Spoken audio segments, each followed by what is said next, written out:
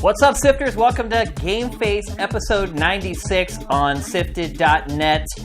It's been a crazy week here on the website, but we've got some good games to talk about, some good topics to talk about. We're going to speak about a game called Pyre, which is one of the most difficult games I've ever had to evaluate because it's made by a friend. And we're going to talk about the Super Nintendo Classic, which has had some pre-orders canceled for some reason. Shocking. And we had a big summit on Monday night. You guys all joined and offered your input on the future of the site. We're going to talk about all the results of that. Let's go.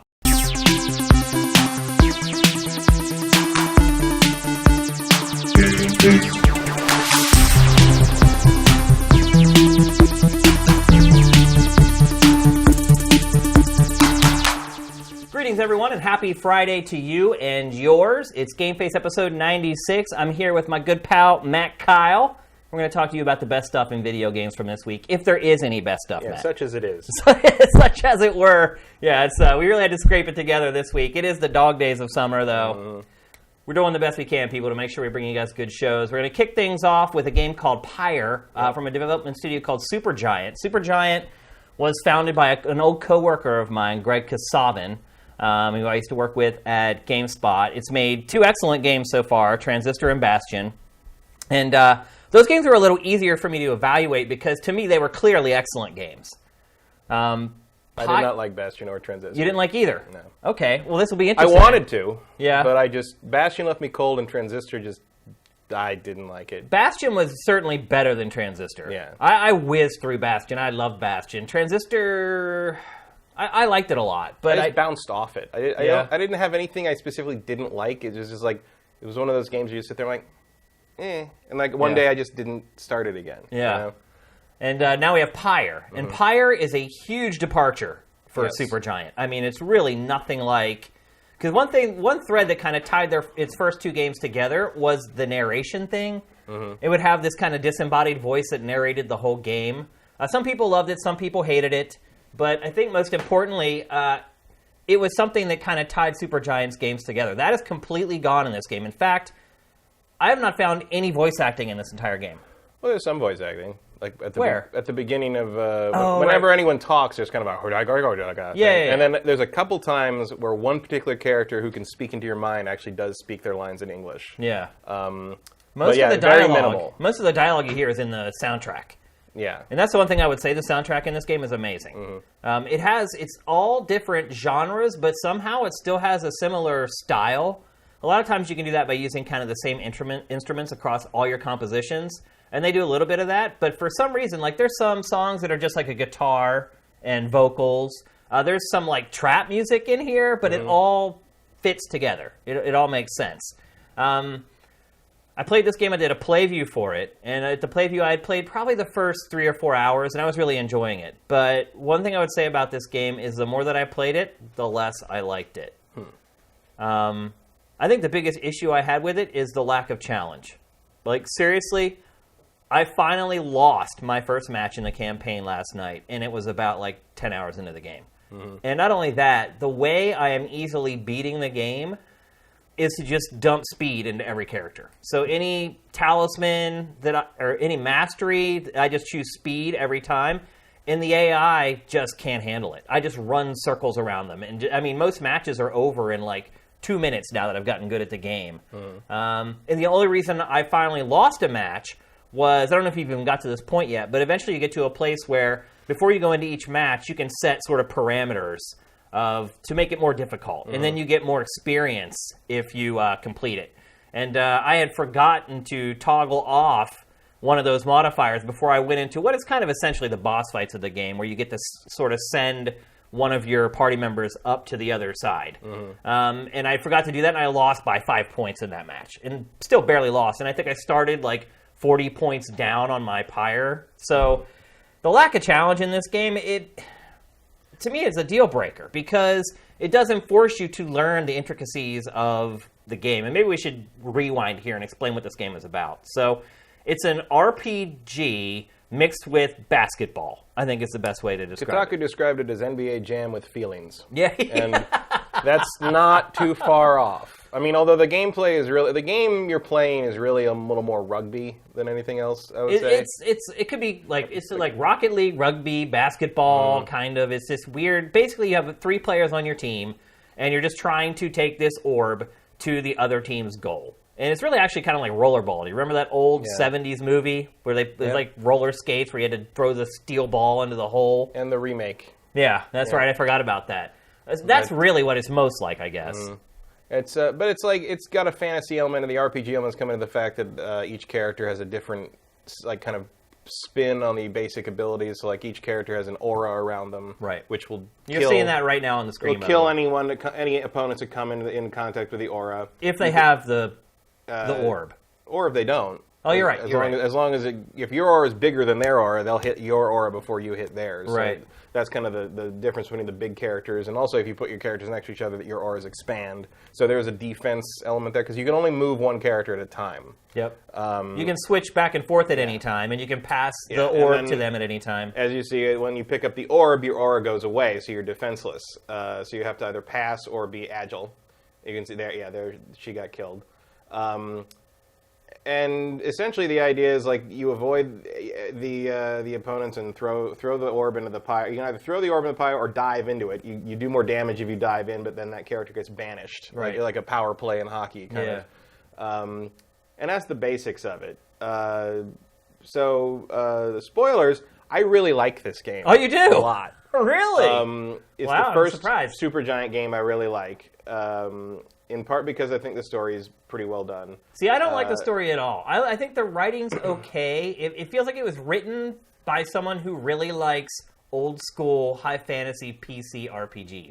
See, I don't see that at all. I think this was, to me, it feels like it was written by someone who likes really weird European comic books. But it's like that weird perspective where you're kind of talking about yourself in the third person, and that a lot of old RPGs are written that way. And I know Greg. And that's been the weird thing about playing this game. I can see Greg all over it. He's not a sports guy, mind you, but... Well, this is a visual novel. Basically, it's a visual novel combined with a simple sports game. Yeah. So I would never associate it with old RPGs. I associate this with Japanese visual novels. I'm just saying like the writing style, the way the narration addresses the game and addresses you as the player. That's what visual novels do. Like, you are always the first person, kind of, they're talking to you. In fact, I thought the most jarring thing early in this game is that you don't get a choice about who you play. Yeah. Like, you are automatically a him, and you are automatically sort of... Well, you're literate. Like you're the only one who can read. Being able to read is illegal in this world. So the fact that you can read books and the stars and all this stuff it makes you a very important person. So you join up with this. So it's like it's a weird mix of like visual novel and sports game because part of it, like you say.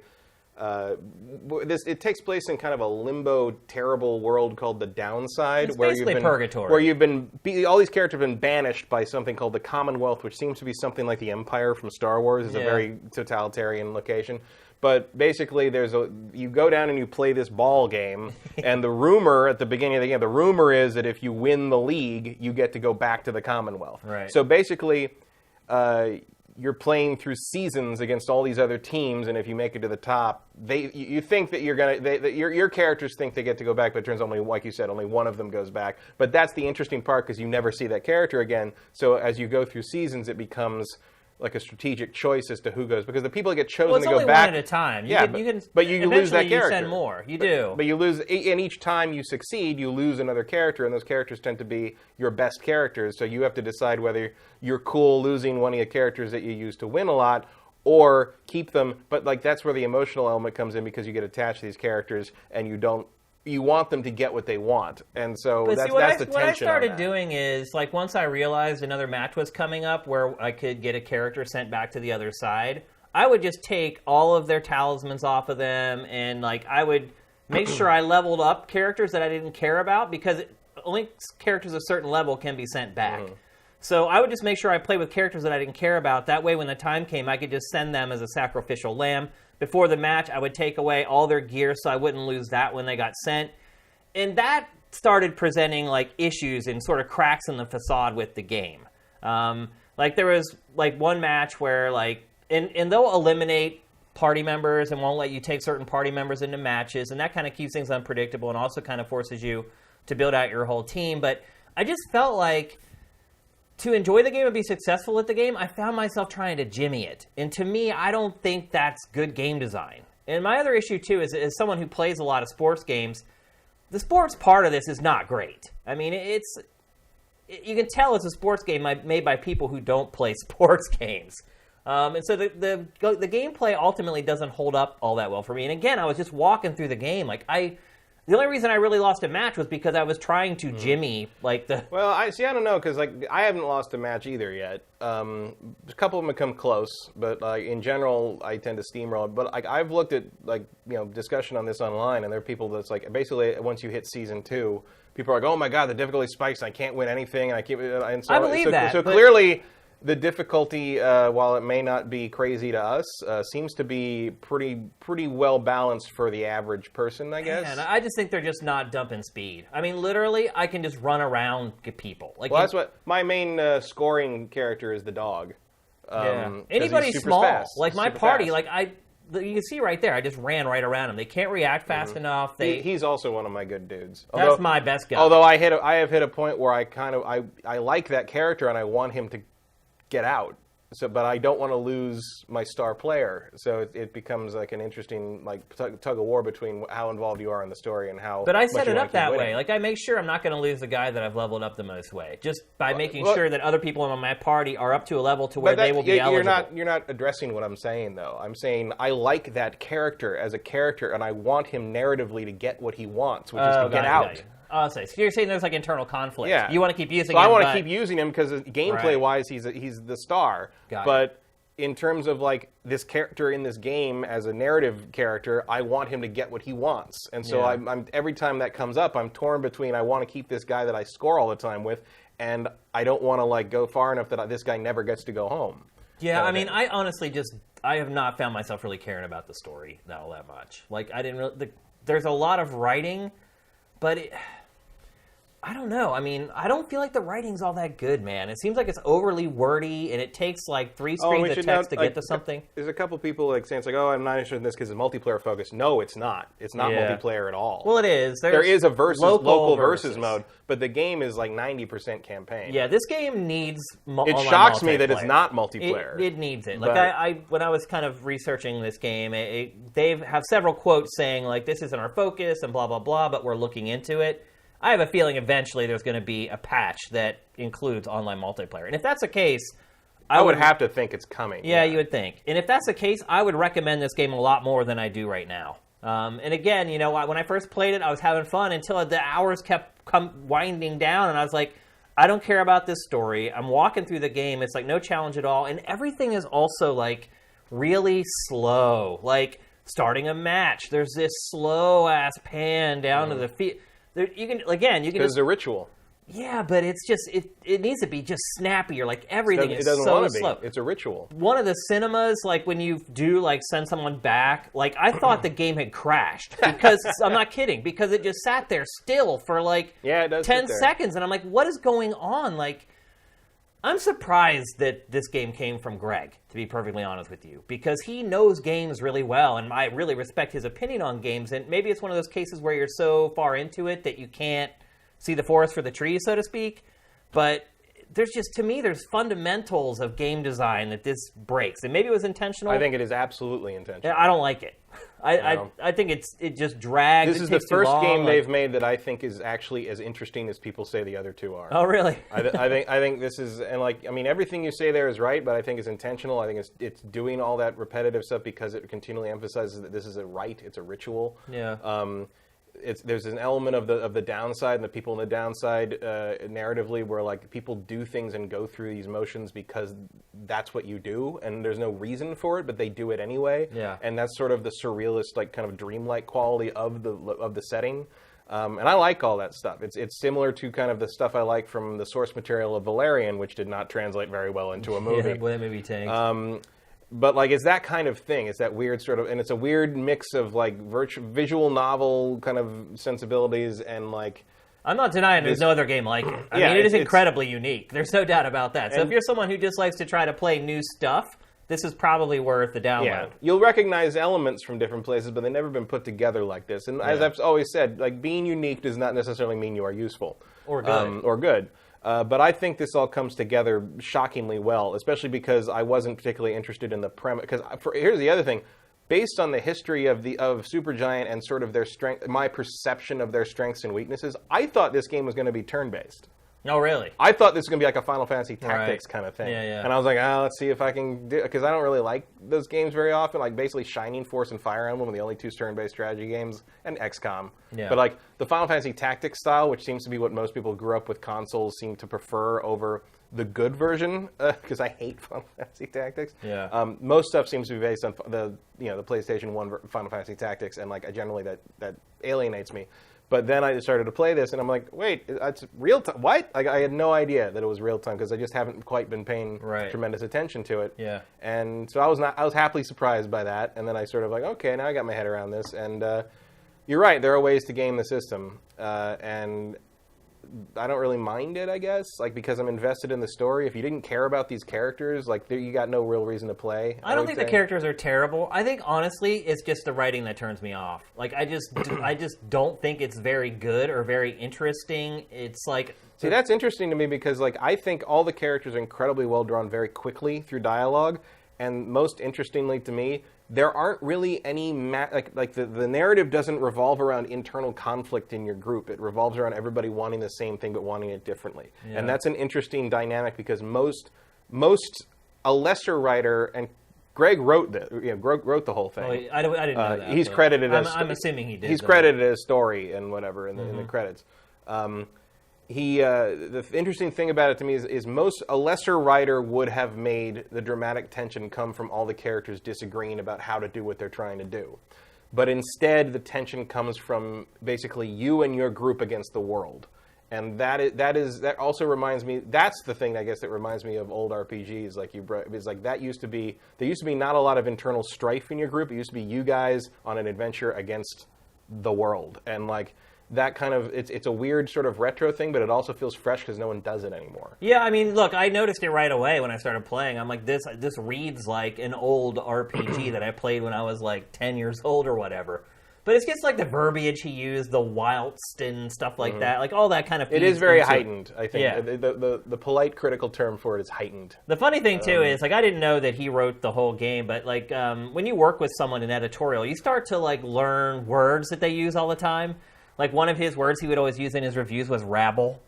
And he uses rabble in this. And so when I'd see that, I'm like, oh, that was definitely written by him. And it's I believe he's the lone credit for story on it. I only glanced at the credits. And look, I know he's a great writer because I worked with him and I enjoyed the writing in their first two games. I just feel like that they went for something completely different this time. And it's not that the skill isn't there. I just don't like the particular style that he chose to tell the story, I guess, is the best way to put it. So, and it always is interesting. I kind of said in the open, reviewing games or evaluating games from your friends. It's different because you know them and you know kind of the stuff that they're into. And like I said, you know how they write, in particular with the writing in this game. But, at the end of the day, you can't pull any punches. And I'm just, sharing my honest opinion about the game after having played it. It is a pretty long game. The campaign took me like 16 hours, 17 hours. Yeah, it's deceptively long. Like you think you're building to a certain thing and then the thing happens and you're like, oh, that's like, you're like a fifth of the way. Yeah, it's not short. And I mean, I think it's what, $20? Right? Yeah, $20. It's like I think it's $17 right now, like for launch. Yeah, it's on like a discount for launch or whatever. Yeah. And I do think that eventually there will be a multiplayer mode for this, and that's when I think the game will really sing ultimately. And having seen the success of games like Rocket League, I am really surprised they didn't take the time to include it. When you say like I think multiplayer on this is just gonna people are just gonna find ways to break it. Like I don't think this is balanced for multiplayer properly. So. Yeah, maybe that's why they didn't do it. Maybe they had been more. Well, I mean, you can play local multiplayer. Yeah, but that's more for fun. Your friend next to you is probably not going to be the asshole the guy online is. Yeah. Like I feel like people online will just find ways to cheese it and exploit the system, and that'll be that. Which is not hard to find. No, I mean this is not. This is clearly not designed for two people to be two thinking human beings to play against each other. Really, there's an assumption that the player is smarter. Yeah. And you are. Yeah. Without a doubt. But there's too many ways I can see, like, where even just playing against a computer, there's ways you can set up what in a fighting game would be called an unblockable combo. Yeah. You know, like unblockables. Like I mean, I hardly even pass in this game. Like, hardly at all. I just pick up the ball, and usually, this game in particular, I think I was forced to use that slower guy. But I just pick 3 really fast guys, I pick up the ball, and I just run in circles until I run around them. She was actually the first one I sent away. Yeah, because it's so slow. It's The other 2 were my speed stars, so I was like, well, I can't lose them. Yeah. The only thing she's useful for was standing in front of the goal. Right. So. Yeah. And then you get some that can fly. They can fly over the objects in the map, and I keep those around as much as I can. Yeah, the cast there's a lot of characters. There in this are. Like, you think you're, like 8 or 9. I was like, no, there's a lot of characters. Well, once you crack open the multiplayer, it kind of shows you the whole list. And the multiplayer is kind of spoilery. It is spoilery, definitely, without a doubt. Yeah. So if you're going to play this and you don't really plan on playing multiplayer, don't crack it open because which if you buy it now, you probably don't. Yeah. Like I don't care about the multiplayer. I'm invested in the campaign. But if you brought up multiplayer, unless people were saying, "Oh my God, they've revolutionized it and it's not cheap or weird to play against other people," then I might try it. But my investment in this game is in the story and the characters, and the gameplay is fun but incidental to that. That's the best way to describe it. Incidental, insignificant. I think is, and that's why I just felt like I was just wasting my time. I'm like, here's another match I'm going to win without them even touching my freaking Pyre. We never explained how it works, so. You can see on each end of the battlefield there are 2 fires, which they call pyres. And when you score with the orb, it takes a certain number of hit points off of your Pyre. When your Pyre gets to 0 hit points, then you lose. If the team you're facing, if their Pyre gets to 0 points, you win. And then there are caveats. So there's certain talisman and masteries that you can get that will add hit points to your Pyre or take hit points away from the enemy team's Pyre. So there's all kinds of little buffs built into the game, so you can... it kind of tweaks it a little bit, but at the end, it's just so easy that it didn't really matter. Like I have been selecting the harder settings on each match because I still win them easily. So I guess at the end of the day, I don't really recommend it. Do you? If you like visual novels and you don't mind playing a little real-time sports ball, I would recommend it. Yeah. Yeah. So $20, it's out on PC, PS4, Xbox One. Yeah. I would bet my life that a Switch version's on the way. Because it obviously can run easily on the hardware. It's not pushing the hardware. Depends on the engine they're using. I actually had some performance issues on PS4 with this game. I had one match where literally the frame rate almost bottomed out, and then there's a big map screen. So you travel around in this wagon in this game. And you're looking at it right now, the inside of the wagon. And as you go to different levels like that, the inside of that gets filled up with stuff. They're kind of like mementos of all the matches that you've played. But eventually you go to a map screen, and it shows your little wagon rolling around the map. But you can transform it eventually into a boat and into a plane. And once I got the one that, once it turned into a plane and you can kind of go from map to map to map really quickly, it just flattened out at one point and almost crashed. So...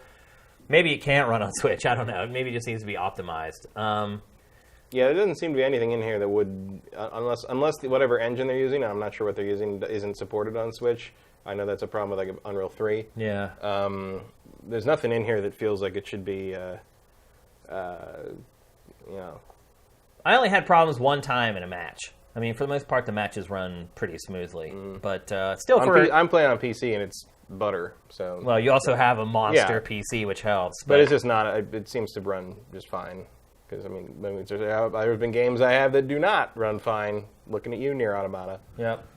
So there you have it, a game that we're split on. By now, you probably watch enough of GameFace to know kind of what kind of stuff I like, what kind of stuff Matt likes. So adjust accordingly when you're deciding on whether you want to buy it or not. I mean, it fits into the same category of the games I like that are Panzer Dragoon Saga, or those weird sort of. It is a weird game. It's really weird. It's not magical realism, but it's kind of that. It almost feels. If you told me this was made by Europeans, I'd believe you. Yeah. It's got that kind of weird sort of European comic book manga mashup sensibility, fantasy sensibility to it. That by sensibility I mean complete nonsensibility. Yeah. That sort of just it leaves the universe there, it leaves the world there for you to kind of pick up on your own. It doesn't feel the need to explain itself, and I like that. Although it does have, like, if you highlighted words in the dialogue, it'll pop up a little explanation of what it is in the world, so you can kind of figure out what's happening. If you want to dive deeper into the lore, the lore is definitely there. Something will be in red in the text, and you can click on it, and it'll give you, it'll blow out to a little window, and it'll show you a little more detail on something. And I just say, if I own a few thousand video games, and I don't own anything that is quite like this. No, it's and absolutely. So if that's something you value, I'd say give it a shot. Yeah, but be ready. Yeah, like if you're not sure, if you watch these videos and you're not sure, I can't tell you not to wait for a sale. Yeah, you know what I mean? Yeah, I get it. But at the very least, if you're into weird, unique things, keep it on your radar. Yeah, maybe wait for a humble sale or something on down the road if you just like to try everything that's new.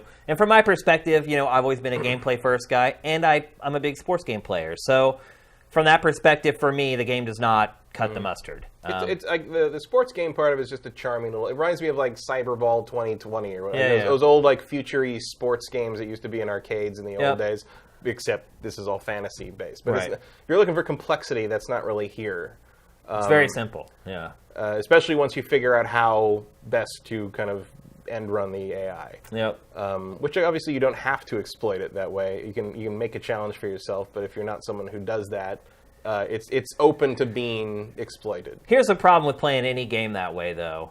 You'll do that for a while, but when the chips are down, say you're in a match where if you win the match, you can send somebody back to the other side, you're always going to revert to doing what you know you can do to win the match. Yeah, well, I mean, that's just life. Right, that's just human nature. But so I know a lot of people say, well, just act like you don't know how to easily beat it or what. It's that never really works for me. You can do it for a while, but when the rubber hits the road, you tend to go back to whatever it is that you know is going to be successful. So, also, let's not forget that a lot of people are saying that they're struggling with the difficulty that I've seen online and on Twitter and Gaff and stuff. Saying it's too easy? No, it's too hard. Really? They're losing. Wow. So, you might just be better at seeing those things than people who don't play sports games are. But you said you didn't die either. You never lost a match No, but either. I played a lot of arcade sports games. I was number one at my arcade at NBA Jam for a year. Well, I'll tell you one thing, though. If you built out your party to be big, slow people, it would be challenging. Yeah, but if you recognize early on that what you want is speed,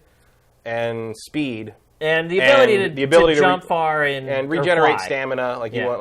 Basically, it's pretty easy to see. Too. Usually, each character has two different trees. You can get very short trees, but basically, as soon as those pop up the first time, you can look at each one and say that one. You know which one is the good tree. Yeah, basically. Speed, stamina meter, support, and the ability to respawn as quickly as possible. Yep. Those are the three things I use, and I've just walked through the game. Yeah, which is also weird because you can go through trials for each character at a certain point, and if you succeed, actually that's the only loss I've ever had is I lost one of those trials the first try. Okay. You mean the girl in the wagon that you? Yeah, in the crystal, and then the one girl, the girl you pick up whose name you choose. Yeah. I called her May. I called her Faye.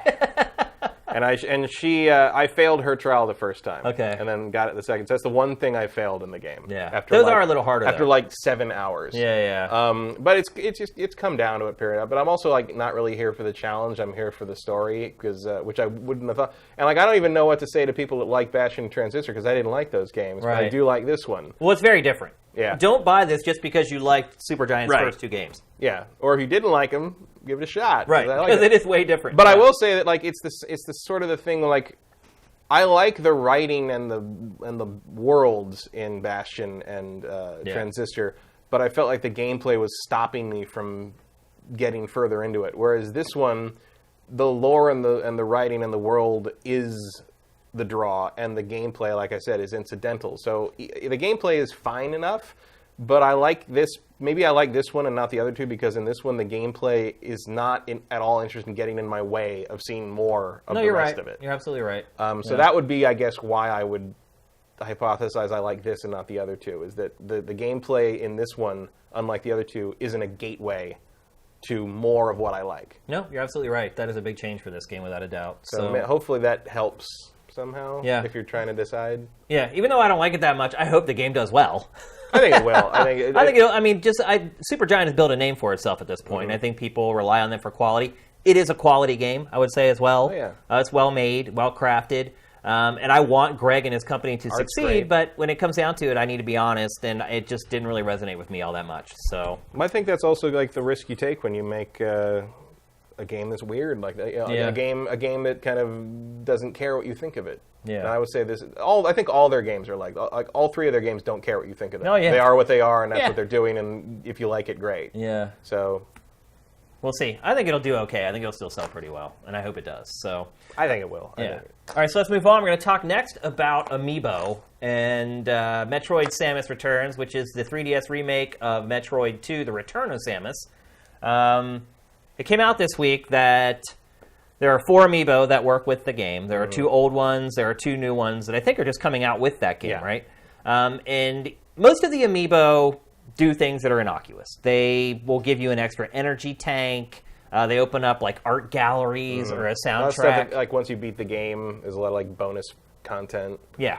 But there's one Amiibo that you have to actually unlock the Game Plus ultra hard mode for the game. Fusion mode. is the Fusion difficulty mode.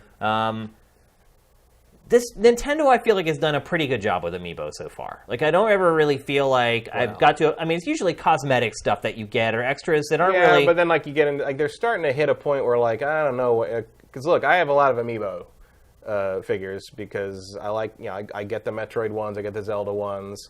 Fire Emblem ones. I think the Fire Emblem guys translate really well into the Amiibo format. Well, the cool little the actual Metroid one that's coming out for this game is so freaking awesome. Oh yeah, I got that one ordered. Believe you me. It's like I was at E3 and I was walking by. They had like the cabinet in their booth that has basically all Amiibo in it. But at the end, it got to like the new ones that are coming out.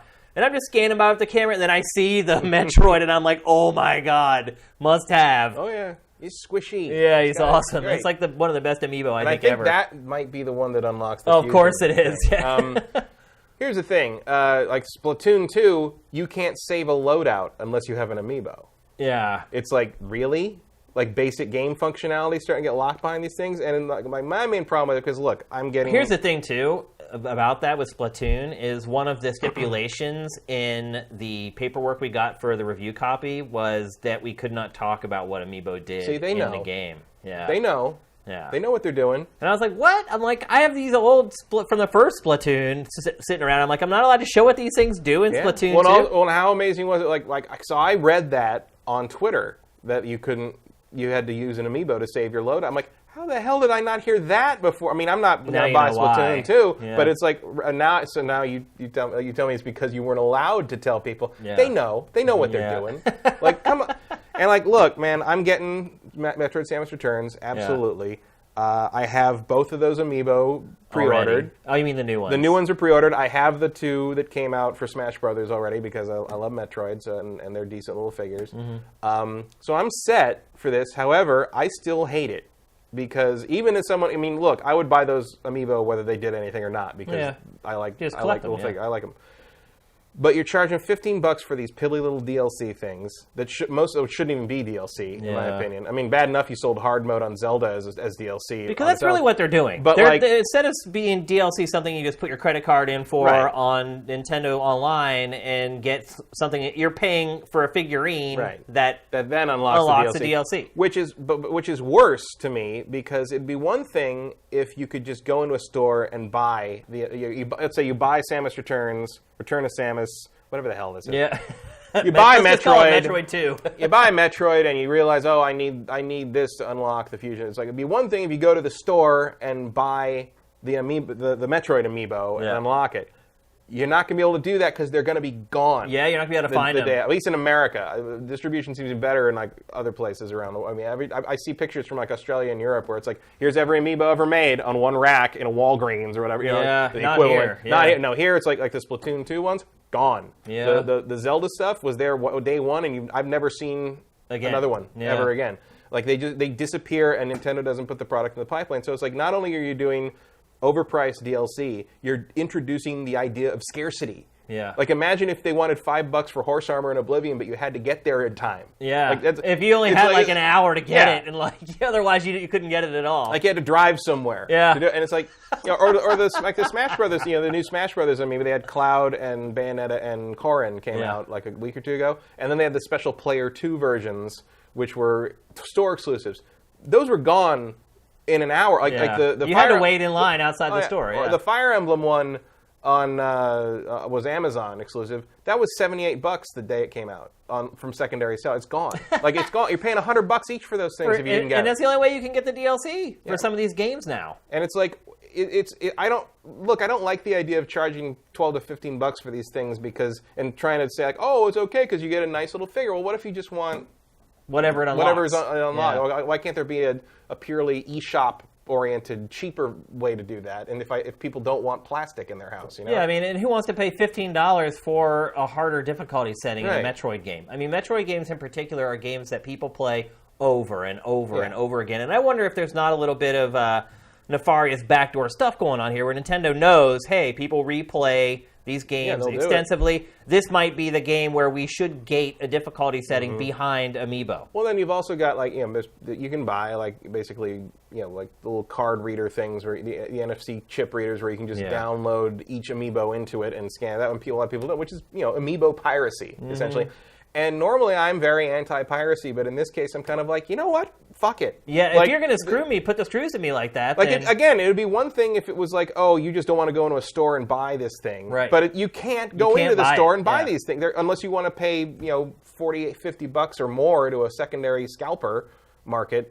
And that doesn't help Nintendo, so why not? This is the first time, these two games that we're talking about, where I feel like Nintendo has really stepped over the line with this. I feel like it's done a great job in the past. You're right, the scarcity has been a problem all along, and it sucks that if you want to unlock some of those cosmetics and other things that they've unlocked in the past, that you may not even be able to if you wanted to.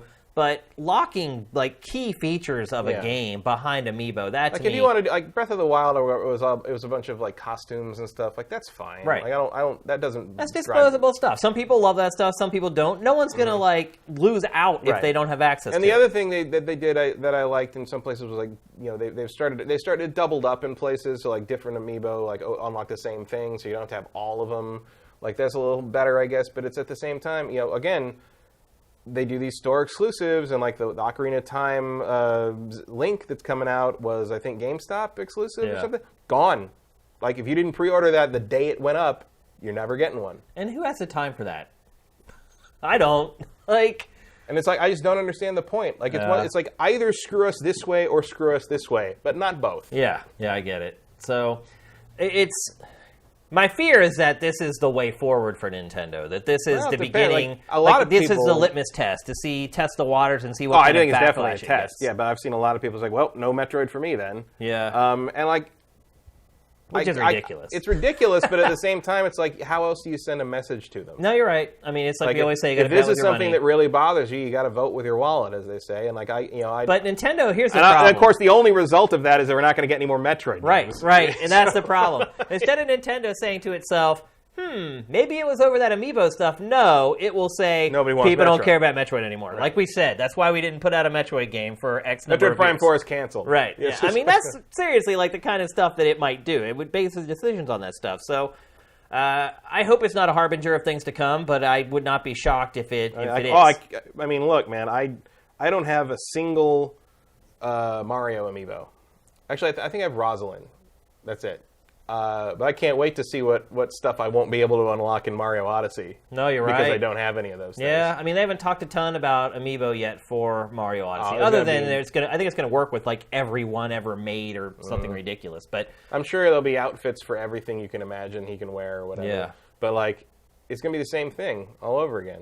Yep, it probably will be. I mean, there usually aren't difficulty settings in Mario games. And it's funny though because for a while there, Nintendo was getting better at distribution, and then Animal Crossing happened. Yeah, and what they flooded the stores. They flooded the stores with Animal Crossing stuff, and nobody wanted it. To this day, Target's it's just Animal Crossing Amiibo. They haven't ordered more Amiibo for Target in West Hollywood for a year. Because that's how Target looks at it too. Yeah. It's we ordered all these Amiibo, nobody's buying them, and we're not going to just basically give these away and restock with others. They've tried. Oh, really? Oh, there was a point where like all the Animal Crossing amiibo at Target was like $3.99 each, and they need to go lower than that, though. I mean, they'd be like $1. They gotta give them away because nobody wants them. It's just a piece of plastic. Right. It's like well, it's also like you're never I've played sell how many it. Animal Crossing games? I don't know who half these things are. Yeah, it's like they went overboard in that. It's like you give me Tom Nook, you give me the mole, and you give me like the dog that helps you. And that's I don't need that many. But like that was the whole thing. Like they wanted the New Leaf amiibo to be like trading cards or something, and like it just didn't work. And now they're back to the stores are back to ordering tiny little allocations, like one case of each new thing, and they're gone like that. I'll tell you what, though, if and when Animal Crossing comes out for Switch, people will suddenly want those amiibo, though. I bet. Yeah, well, that's if I were Nintendo after that, I would probably just make the amiibo and the Switch Animal Crossing unlock the best stuff. Yeah.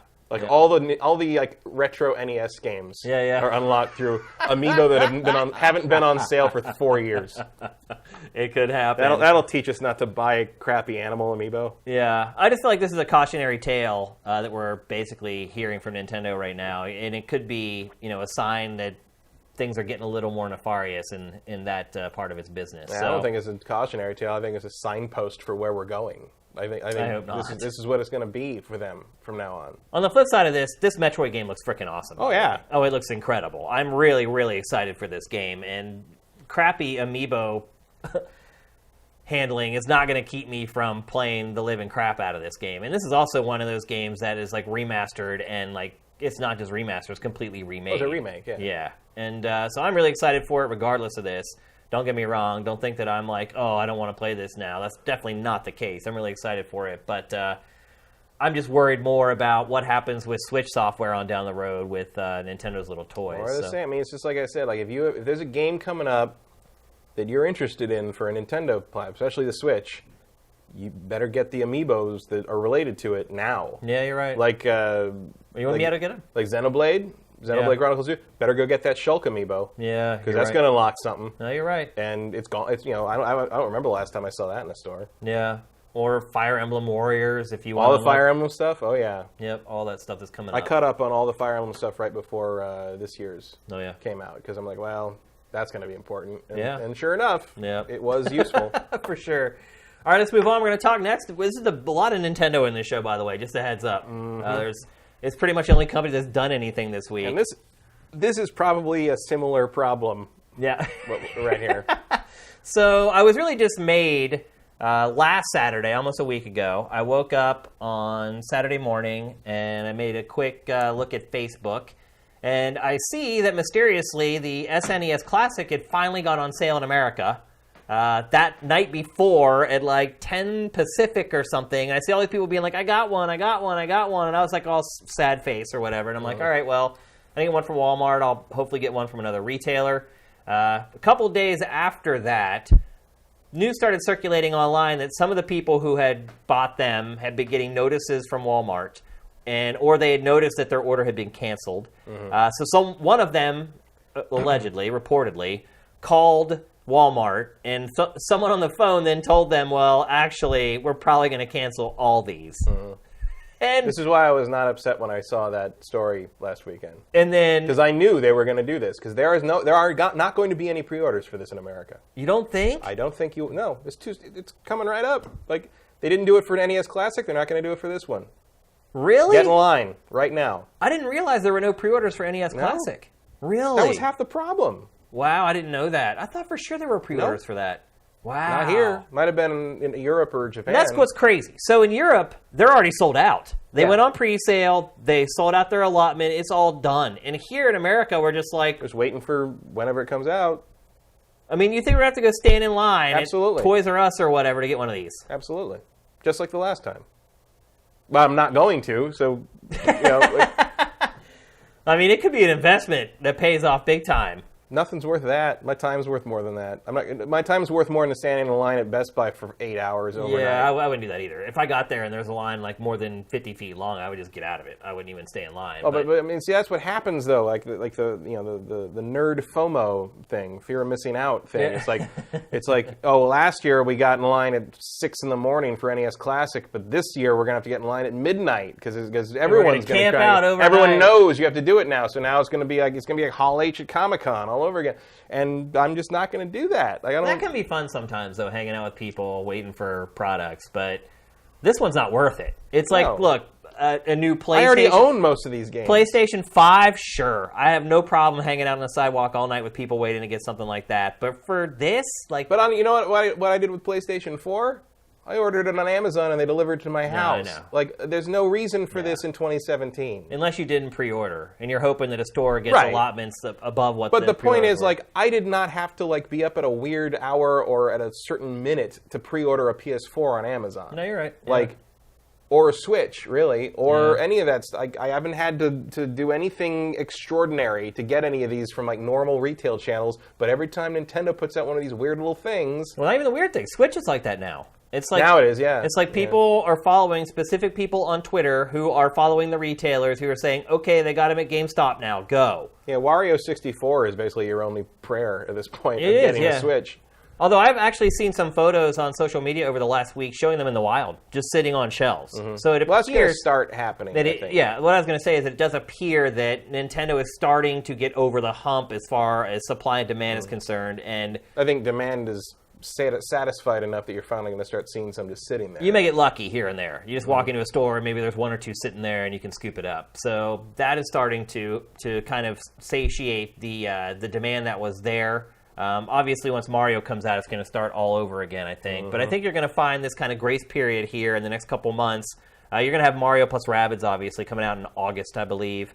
But after that, it's going to be that wait for Mario, and I think in that kind of in-between space, I think you might be able to just scoop them up from stores. But back to the SNES Classic, why do you think that they won't do pre-orders, Matt? What's the idea behind that? I don't have a theory on that one. I can't understand it either. I didn't understand why they did it on the NES Classic. I don't understand why they're doing it on this. Do you think it might be a demand of retail partners? Where the retailers are like, look, this item's going to be huge. We want people to come into the store so that they buy other stuff with it? I don't think so. Nintendo doesn't care about that and anything else. Why would they do it on this? Like my theory is that they just don't know how many they can make. Yeah. Like that would be the only reason to not take pre-orders is if you don't think you can fulfill them. I mean, they already said that they're going to be more than the NES Classic. That could just be 100,000. No, you're right. Or it could be 10. It could be nothing. It could be one more.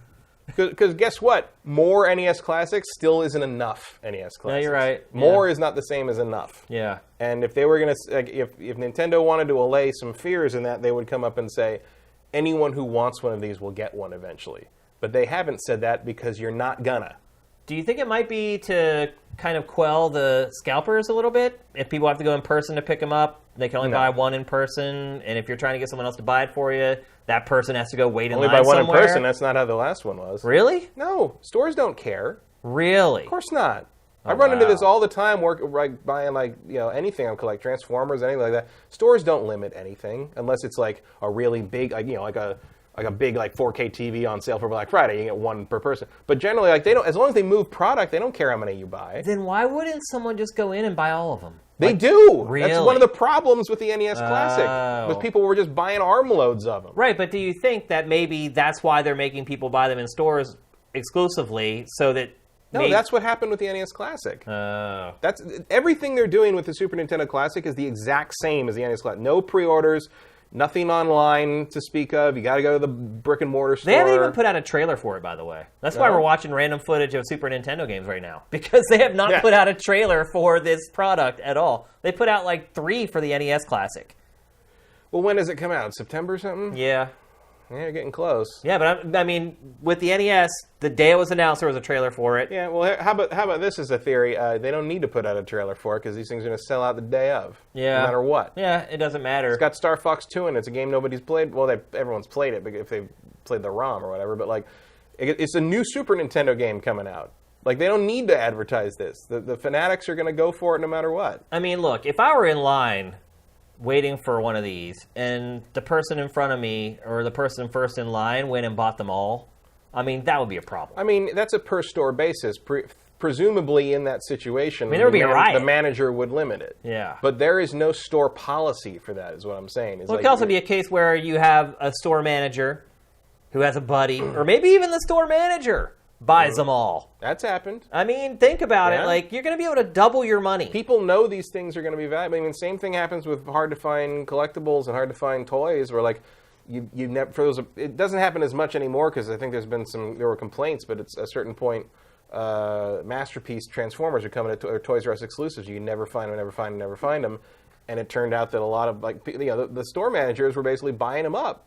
Like the employees got first crack at them, and so you'd never see them on the shelves. And they'd instantly go up on eBay for twice their retail price. And that's going to happen here, too, probably, depending on the store. You can guarantee that you're going to double your money on each one of these. Easily. I mean, if I had a buddy who was a store manager... $80? $80. Oh, yeah. Maybe triple. Hell, I'd think about paying $160 for one just so I don't have to wait in line. You're right. It may be worth it to not spend the time in line. But look, if I had a buddy who managed a game store and he called me one day and was like, hey, I got 50 of these here. You can come in and buy as many as you want. More like. Or whatever. That's the other... Like, that'd be tempting. I mean... Like, you see a line... You see a line 50 people deep, you're not going to wait. If you see a line 10 people deep, you're not going to get one. Don't even park. Yeah.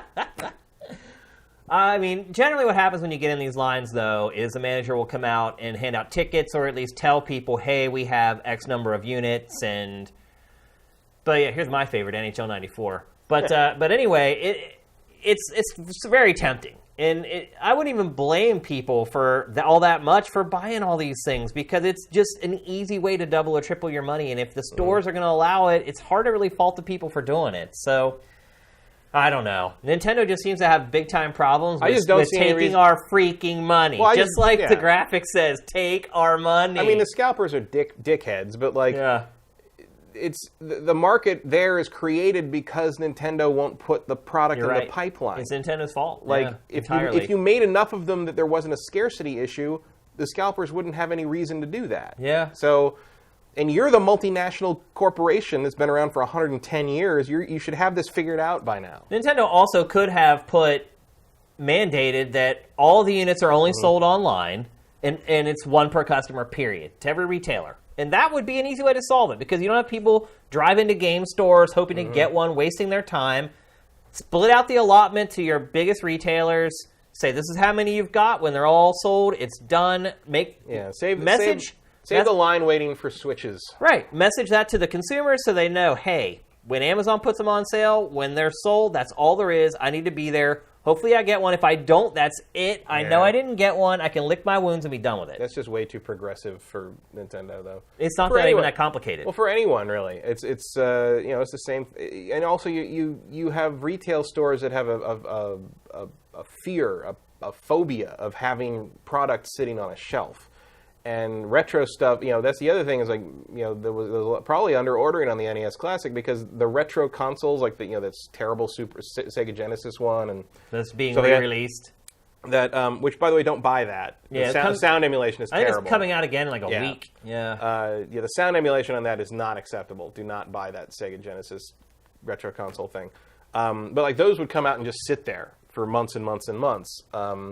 And so there's been a paranoia in the retail chains of collectible or nerd-related stuff sitting there since. Actually, the irony of this is like you really started to run into the scarcity problem with the Force Awakens merchandise launch, which was like right after Labor Day, I think, in 2015. I have a nephew, so I know a lot about all that. And so so I went just to see what it was, because I like those big midnight launches of Star Wars things usually, and I went to a Target in LA, and there were like 400 people in line. Oh my god! And I was like, I went to the episode 1 thing, and there was like 12. Yeah. So there were 400 people in line. And, most people were there for the action figures. Yeah. Do you know how many they got? They got one case. One case? One case of them contains 8 figures, and the first person in line bought all of them. Did anything happen? Were there any riots? No one realized until that person was out of the building what had happened. So by the time we got up there, it was like toy lightsabers and like Halloween costumes and little like vinyl figures and shit. And it was like... And it was like... Did you buy anything? No, because there was nothing there. And they didn't come out and tell you, like, this is what's left or anything? No. And the reason... And the funny thing is, the reason that stuff like that happens now is because Episode 1 made retailers terrified of that, of over-ordering, because when you went stuck with it. Yeah, went to Episode 1, because I remember going in, that was up in Silicon Valley when I lived up there, and we went in, it was like maybe 50 people total. Yeah. They had everything, like 40 of everything, and you just picked out what you want, threw it in the cart, and then all the stuff people didn't buy that night stayed there for months. Yeah. Because no one wanted an action figure of a senator. I have a buddy who is and like they've us. never done that again. Like, that has been like, oh, never over-order for a launch again. But now they've gone the other way where they order 1 case, 2 case, 3 case over a month, and you just can never find the product. Yeah, I have a buddy who's like us. He's our age, grew up with Star Wars, grew up collecting all the original Star Wars, the original trilogy stuff. And when Episode 1 came out, he was like you. He went and he bought everything. And like 2 years ago, I was home for the holidays, and he's like, come here, I want to show you something. And he opened up his closet, and it was literally just packed like Jenga of Episode 1 crap. And he's like, I paid $140 for this. He's like, how much do you think it's worth now? And I was like, I don't know, like $250. He's like, $50. Yep. Like, The only thing it's worth like a third of what he paid for. The only thing in that whole midnight launch Episode 1 thing that's worth any money now is the Naboo Royal Starship. No. Because it's the big thing Yeah. that no one buys, Right. that becomes worth something. Supply and Everything demand. else Yeah. is useless. Simple supply and I have a whole giant box of still sealed on card Power of the Force 90s, like 96 to like 99, the green and red cards from when they first started making figures again. Yeah. Like, so I remember going to, why I went to Comic-Con in 1996 is I had to find Lando. You couldn't find Lando anywhere for less than $50, and so I found a Lando for retail and got it there. You guess how much like all those figures are worth? Like maybe $1 now. Yeah. Like, they're useless, Yeah. and they're all like bad representations of the characters, and they're all carved like superheroes. Like Luke has this like 40-inch like muscular chest. I'm Guns. like, never in the history. Like, he looks like he looked on the old poster. Right. You know, like a buffed, pulp, yeah. like a pulp action yeah. hero. And I'm like, yeah, Mark Hamill wishes he ever looked like that. Yeah. But like, and you can't. And the funny thing is, those are the toys that are in Spider-Man: Homecoming. Peter Parker has a bunch of Star Wars toys. They're all those 90s figures. And I was like, why do you have old Star Wars figures? Well, it's his age, right? No, he's 16. He's born in 2000. So these figures are 3 years older than he is. I'm like, what is it? And then I figured out, I'm like, also, you're Disney. You own Star Wars. You want current product. You could just get it. Yeah. And I'm like, oh, they're worthless now, and the whole thing is that Peter and his aunt, like, they don't have a lot of money, so she would have been able to get a ton of those for him.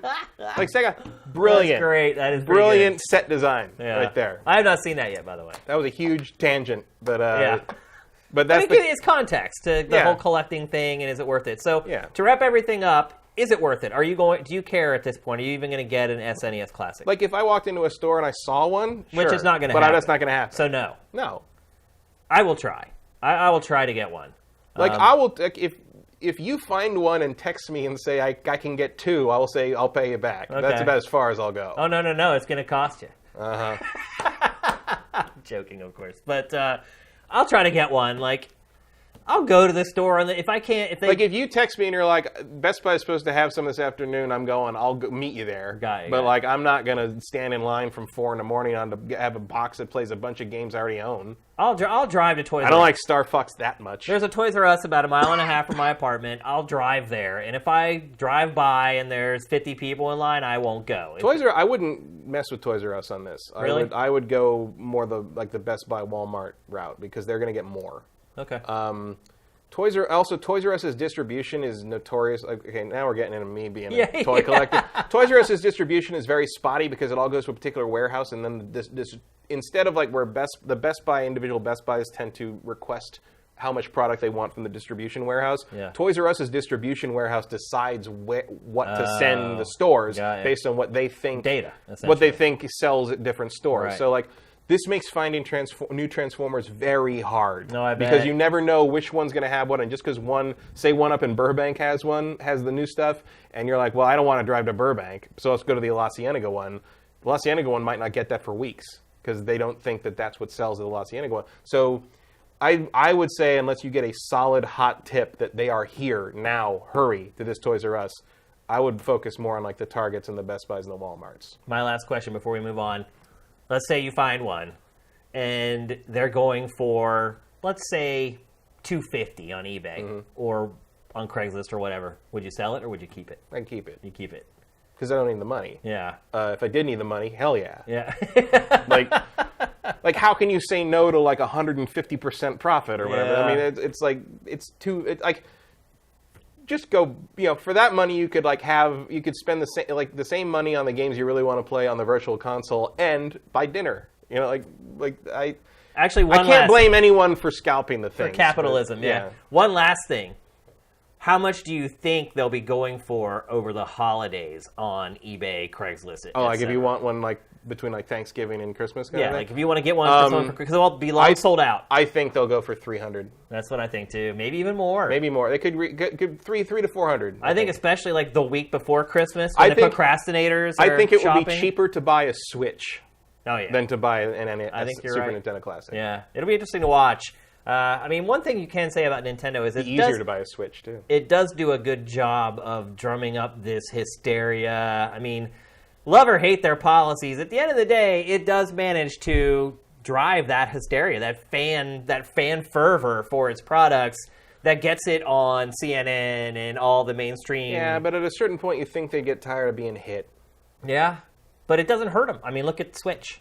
Yeah. Nintendo's pretty bulletproof in general. Think about the Wii U, huge disappointment. That people didn't even think twice about that when they decided whether they wanted to buy a Switch or not. Mm-hmm. It's one of those kind of Pat kind of mentions it. That is kind of a tradition in gaming though, where we're pretty fast to forgive the previous generation's mistakes if we like what the new hardware seems to be. Yeah, you're right. Yeah. I think the real test of that is going to be the Xbox One X. Yeah.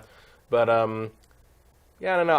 And also this is kind of a shitty way to handle things. We still don't quite know. We never know. Nintendo might be doing things right, and we don't know it yet. And the day comes and there's mountains of Super Nintendo classics everywhere, and they can't even get rid of all of them. Yeah, I don't think that's gonna happen. I find the amiibo gating thing actually a little more anti-consumer and nefariousness. There's a lot of different moving pieces in the product supply issue with the Super Nintendo Classic, but the amiibo stuff I think is more that one makes me angry at Nintendo, which should say something because I am going to have all the amiibo for that, so I'm not going to lose out on any content. But I still think it's shitty. I still think that's mean to your loyal customers to do that to them, especially when you apparently don't want to make any more of the thing that unlocks the thing. Yeah. And I don't mind that much because I'm already going to buy the things that unlock. Even if they didn't unlock anything, I want that squishy Metroid. Damn it. But that to me is a much more anti-consumer thing than just we didn't make enough of a popular thing. I'd agree. All right, let's move along. We're going to talk. But no one cares. So. I think they do care. You make Mario. Who cares what they do otherwise? I think people. Game of the year. I think people care. I think they're just much more forgiving with Nintendo than a lot of other companies. Well, they're never going to get better if you don't teach them a lesson someday. You're absolutely right. I think people thought they taught them a lesson with the Wii U, but apparently not. All right, let's move on. We're going to talk next about a game that, in one of our pre-E3 shows, we already knew Shenmue III was not going to be at E3. And I talked to you at that point, and I said, okay, Matt, do you think, and you're a big Shenmue fan, I'm a fan too, but I would argue you're probably a bigger fan than I am. I asked you, I said, Matt, is this a sign that things are flying off the rails with this game? And you were like, no, I don't think so. It has been, 2 years now since the game? Yeah, 2 years. 2 years in development. The Kickstarter weren't going to show it at E3, but they said at that moment that it would be shown at Gamescom. And that was sort of what you had consoled yourself with, was it's only a couple months. This isn't a sign that things are going awry. Well, this week it was announced that Shenmue III will not be shown at Gamescom. They're going to be there for a meet and greet, but they're not showing any new trailers. Which I do recommend you do if you're there, because Yu Suzuki's a very nice man. He is. But there's not going to be a new trailer. There's not going to be any gameplay of the game. So I wanted to bring this topic back around to see if maybe this has changed your perspective on where Shenmue III is sitting. I have no idea where Shenmue 3 is sitting, so not really. Well, I wasn't saying that you had intel and you would know. I'm just saying these are, to me, two huge warning flags, the two biggest conventions in the world, 2 years after the game started development, and we're still not seeing any gameplay or trailers from it. Yeah. I mean, my philosophy on the Kickstarter stuff is I back the thing, and then I ignore it until it comes out. This thing will eventually be out. It might be years late. It probably will be. Matter of fact, I want to give. I mean, it is going to be years yeah. late. I want to give. that I want to now. give out a shout out to Sundered, which came out today. Yeah. For hitting its Kickstarter campaign expected release date. It was extremely July rare. 2017. It made it by 3 days. Yeah. I don't know if I've ever seen that before in anything I've backed. It made the date it said in its campaign. Well done, Sundered. And getting some pretty good reviews, too. Yeah, it's doing all right. But I mean, that is extraordinary because when I back never happens, when I back a game on Kickstarter, I look at the estimated delivery date. And I'm like, year after that. If it's a year after that, then I'll start to worry. Star Citizen. Well, they didn't even give a delivery date for Shenmue, did they? I think they did. I think they said end of this year, like December 2017. Not which happening. is clear. I think that's what they said, which is clear. I mean, so I'm expecting it December 2018. If we still don't see anything by like GDC next year, E3 next year, yeah, then we're in some trouble. Something's up. Well, it's definitely not going to hit Something's still up, It's probably definitely right now. not going to hit its release date. No. There's no way it's coming out this year. But to me, in my head, the release date is December 2018. Okay. Because it's a year after the Kickstarter. All these big Kickstarter game projects, especially when they involve names of people. Yeah. Usually a year. Mighty Number 9 actually beat them. Mighty Number 9 was only 9 months late. Probably should have taken those extra 3 months. Yeah, at least. And now they're sending out the boxes. Yeah. You see that? Yeah, but they're not boxed. No, they're not boxed, and they don't come with a game, and you have to put the box together, and the manual doesn't fit in the box. And it's like, you're doing it on purpose. That's just juvenile. Trolling, yeah. Well, he's got the money now. It doesn't matter. The same month that it's in the Humble Bundle. Right. It's like, people. Just rubbing the salt in the wound. So it doesn't seem like you're all that alarmed by this. Because your really. expectations were set differently. I mean, my expectations basically don't exist at this point. It'll probably come out, and maybe it'll be okay, and that's. I mean, I was a big Shenmue fan back in the day, but I don't think the game holds up It doesn't today at all, in any respect. It actually, I mean, it looks okay. We're seeing it right now. But Does it look okay? woo, look at that ground texture. It's so funny. It's like Sam was right on cue. You're like, it looks okay. Nah. And then they show this wooden plank, and I'm like, I don't know, bro. A rectangular Look car. at the trees.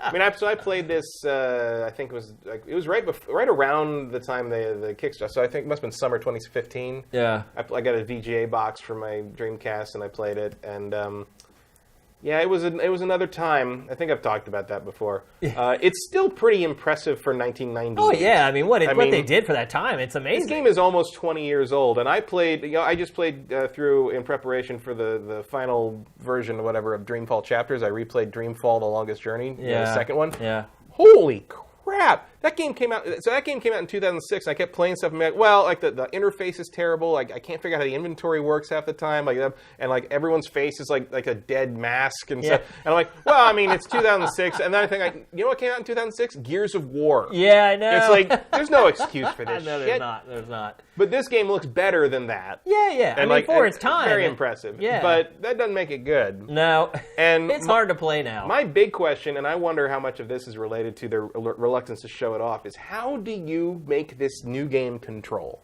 Because I'll tell you this much. They've got to make it control like modern games. But then you alienate the Shenmue fans. Because the Shenmue fans want it to play like Shenmue. That's so but Shenmue dumb, plays like shit. Do they really want it to play? Yes. I mean, really? I mean, I've seen tons of Shenmue. I was like, if you don't use the right trigger to run, it's not Shenmue. And I'm like, well, then I hope it's not Shenmue because I don't want to play that.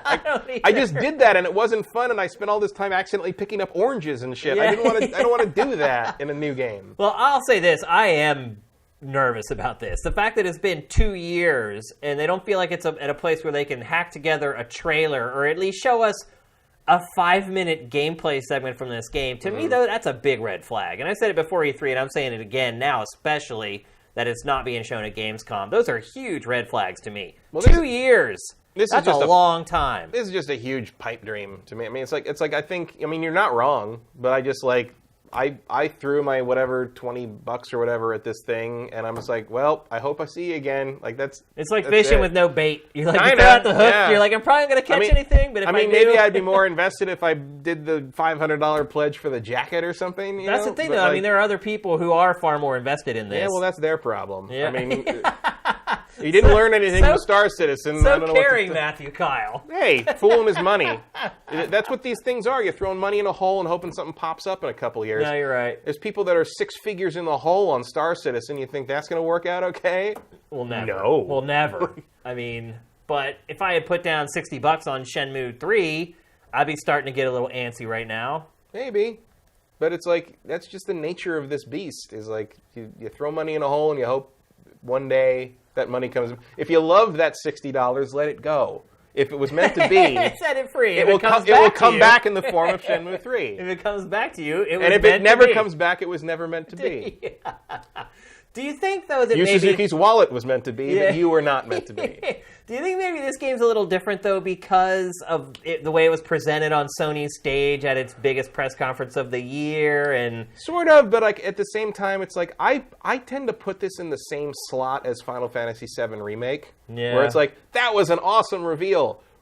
See you in 2020. It's like, you know, like it's like, I mean, they're sort of the opposites, because this is like a crowd-funded, like, you know, grassroots fan thing, whereas like Final Fantasy VII is as corporate, like cynically corporate a move as you could possibly imagine, to the point of taking it away from the people they hired to do it and doing it in-house now. Right. Which means we're probably not going to see Final Fantasy XVI announced until 2020. No, you're right. And like, well, if Square's smart. Because it shouldn't announce it. Yeah, because stop announcing stuff 8 years before it comes out. You remember there was that period from like 1998 to 2001 where we got a Final Fantasy game a year? I know, yeah. It was just like 7, 8, 9, 10, all just in a row. Yeah. And now it's like you wait 13 years between installments, and they just put out spin-offs. And it's like, if you don't like Lightning, sorry. You know, Final Fantasy is useless to you for a decade. So like I tend to put that in those two games kind of in the same slot. They were both announced at the same Sony conference. They were both there to make, you know, fanboys freak out and Bosman loses shit. You know, actually they were there so people would buy the PlayStation 4. Super hyped, yeah, and it worked. And also, like, let's not forget, I keep forgetting this thing's on the PlayStation 4. Yeah, I keep thinking of it as a PC game. I don't even know if it's going to be on PC.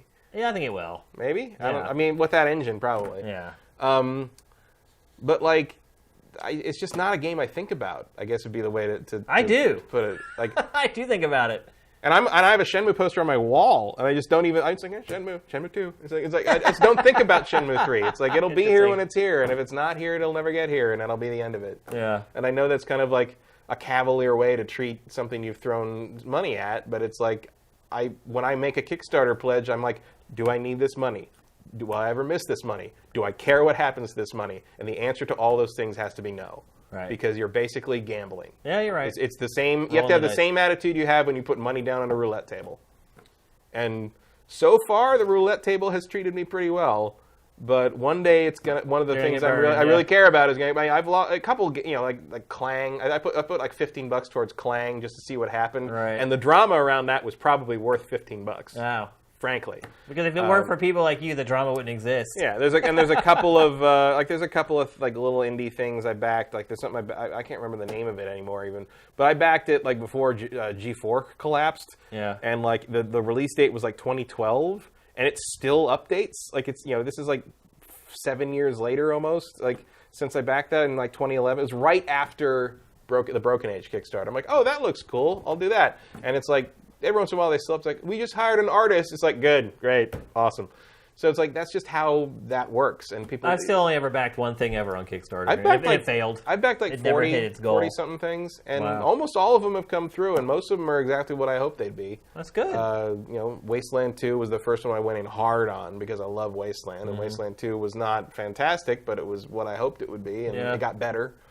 And what other thing? I mean, I am a backer of Star Citizen. And big time. At this point, I'm kind of like, I don't know, but it's kind of fun to watch. And it's like, that's expensive entertainment. Very expensive entertainment, but you gotta pay for the good shit. And I mean, they got sued by Derek Smart. I mean, it's hilarious. It's amazing. It's like you know, every once in a while, like when Derek Smart showed up to call Chris Roberts out on the bullshit on that one. Yeah. All I could think about was the original Clash of the Titans, where Perseus goes to see the witches, and the witches tell him that he has to go kill Medusa to defeat the Kraken, and one of the witches goes, "A Titan against a Titan!" I'm like, yeah, that's exactly what I was thinking when that went. I'm like, here we go! The original space guy is going to attack the other original space guy, really, but nothing happened, and nothing came. Man. All right. Well, I just wanted to check your pulse on Shenmue 3 a little bit after this recent announcement. Everything you say is true. Yeah. But like, I can't really get worked up about it because I'm content to sit and wait. So you're at the point with this game where if it ever shows up, you're going to be elated, and otherwise, it's just kind of what you expected. Also, like, I kind of expect this game to be like a 6 out of 10. Yeah. You know? Like, I definitely would. I mean, I hate to say I ever have preconceived notions about a game, but based upon the fact that Yu Suzuki hasn't made a game like this in like 20 years. I mean, it's just... And how far that genre has moved on since then. I mean, you're really in a position of like, you don't want to prejudge it, but it's like, keep those expectations so low you'll be pleasantly surprised. Feels like kind of the wise path here. Yeah. Also, the initial looks at it that we're I'm not aren't exactly encouraging either. So. Well, I'm not going to lie. Like every time like one of these big names steps up, I mean, Mighty Number 9 is still fresh in the brain. Yeah. We hope Bloodstained turns out well. Looks pretty good so far. It looks like it's going to take another 2 years to finish too. Yeah. Though. Which is like you've made these before, right? Like it doesn't. Why does it? I don't know. I don't know the realities of game development on that kind of level. Yep. But it's just like, I mean, it'll get here when it gets here, and we'll play it, and we'll be like, Like part of me is like backing this was almost an obligation to me as an old Sega fan. A lot of people felt that way. As a Shenmue fan, as a Yu Suzuki fan, as just someone who wanted to see those names in the world again. Because Yu Suzuki has become pretty much irrelevant. Over time. And this man made some of the greatest games of all time. Yeah. Back in the day. I mean, he used to be kind of mentioned in that upper tier of developers, along with like Miyamoto and those guys. And Miyamoto and Yuji Naka, and like those. And Yuji Naka's fallen off the map. It's a different world now. Yep. All right, let's move along. We're going to talk next about. Nintendo put out its financials. Oh, I should also note that I would probably be a little more antsy about Shenmue if we weren't getting regular Yakuza games. That's true. Yakuza games kind of scratch that itch. They are really the new Shenmue. They're Shenmue adapted for modern gameplay and modern sensibilities with that same sort of like immersion in another culture for a Western player and kind of an immersion of a fantasy element of the culture if you're in Japan. Because that's not really what Yakuza are. Yeah, like, you're right. It's like a romanticization of a very like terrible organization. Yeah. So like that kind of scratches that same itch, and that's also kind of what I'm worried about with Shenmue 3 is like, is Shenmue 3 going to be as good as Yakuza? Probably I have a hard time thinking it will. Think about the teams that they have working on Yakuza versus the team size for Shenmue. Yeah. I think you're right. I think people should temper their expectations for Shenmue 3. And temper those expectations somewhere into fiscal year 2020, maybe. Yeah. Yeah, I'll see you in mid-2019 if we're lucky. I just wonder how long it takes till all these people start getting pissed. Right. Because I don't think a lot of people are in the position you're in. Some people are really anxiously waiting for this game. Well, the other thing is, like, I wonder, some people will get pissed, I guess, but it's not going to be on the level of, like, it's always going to feel like a dull roar compared to, like, things like Star Citizen or Shroud of the Avatar or these things that have been, A, been in development for years and years and years, but B, have continued to take pledges from people post-Kickstarter campaign. Right. When they have... Well, I mean, at least Star Citizen is, especially in the last couple of months, is really starting to roll out media for that game. Yeah. I mean, I think Star Citizen will come out. Yeah. I mean, people say it's Vapor. I don't think it's Vapor. It'll come out. I think it'll come out, and on day one, it will be phenomenally disappointing. Yeah. Like, people are going to expect to be riding through the stars in their Star Cruiser with their captainship of 10 players in their Corvette, and they're going to be like, wait, like there's 3 stars and I can go to one planet, and even that doesn't really work very well, and like most of my gameplay is spent standing on elevators, and like it's gonna be something like that. It's gonna be like a thing where it's like when this finally comes out, everyone's gonna be like, oh, and then like 2 years later, once they've built it up into something, it'll probably be awesome. But you're talking about something. That's when I'll jump in. You're talking, you're talking about something that's almost. Everyone else paid for all of it. You're talking about something that's probably into the next decade. Yeah. So. And that's the other thing is like everyone drools over how gorgeous Star Citizen looks and the all that stuff, CryEngine or whatever it's on now. It's on the Lumber thing, I guess. But by the time that game comes out, all games are going to look like that. Yeah. Like, they're just showing you stuff early you're right. in a way that other games that are in development for that time period are not showing you things. Well, someone will start a game a year from now, and it'll come out at the same time as Star Citizen, Right. probably. Yeah, so it'll be interesting to watch that kind of come to fruition. We're going to talk next about Nintendo's financials a little bit, in a roundabout way. Nintendo's doing great. Shocker. Its stock price has just continued to skyrocket. It released software sales for all Switch games. Even ARMS has sold 1 million copies at this point. Which is surprising because ARMS is so dead on Twitch. Yeah. I periodically have checked I wonder if it's because people who were playing ARMS have now switched to Splatoon 2. Probably. But I was looking at you can look at the channel for like a game, everything that's playing under a particular game on Twitch. Yeah. And there was nothing. And then at like 2 in the morning a few days ago, an ARMS stream popped up, and it was called "Why Doesn't Anyone Like This Game?" And I'm like, it's like, look, I see mostly positive stuff from people who own the game and play it, but it's just interesting to me how it died after a couple of days on Twitch, and I don't know why. Read my eval. I'll tell you why. But Splatoon 2, holy cow. Splatoon 2 blowing it up. Oh, in Japan, 600,000 something in copies? 3 days. That's crazy. In 3 days, dude. Breath of the Wild has sold pretty much 1-to-1 with Switch. So there's 4.7 million Switches out there worldwide now. Obviously, I was wrong, unless it only sells another 300K for the rest of the year. I said 5 million before the end of the year. It's going to just destroy that. So I was way off. But Zelda's sold almost 1-to-1 with the system worldwide. Mario Kart 8 has actually sold better than Zelda if you look at units sold per time on the market. So everything's coming up roses right now for Nintendo Switch. I mean, pretty much everything Nintendo releases is doing great. Even like... And the revenue is up like the highest it's been in like 6 years or something. Yeah. Like they're year over year. Yep. And even Street Fighter 2 almost sold 1 million copies worldwide. I mean, it's just like people are just gobbling up any software they can get for this thing. And I think that speaks to the... Imagine if they priced it correctly. Yeah, exactly. And I think that speaks to the portable nature of it. Because I think a lot of people are really like, holy cow, I can't believe I can play games of this quality outside of my living room. And I can take them anywhere I want to. So I think that's a big reason why it's selling so well. But amidst all of these glowing reports, Nintendo basically announced that Metroid Prime 4 will not come out in 2018.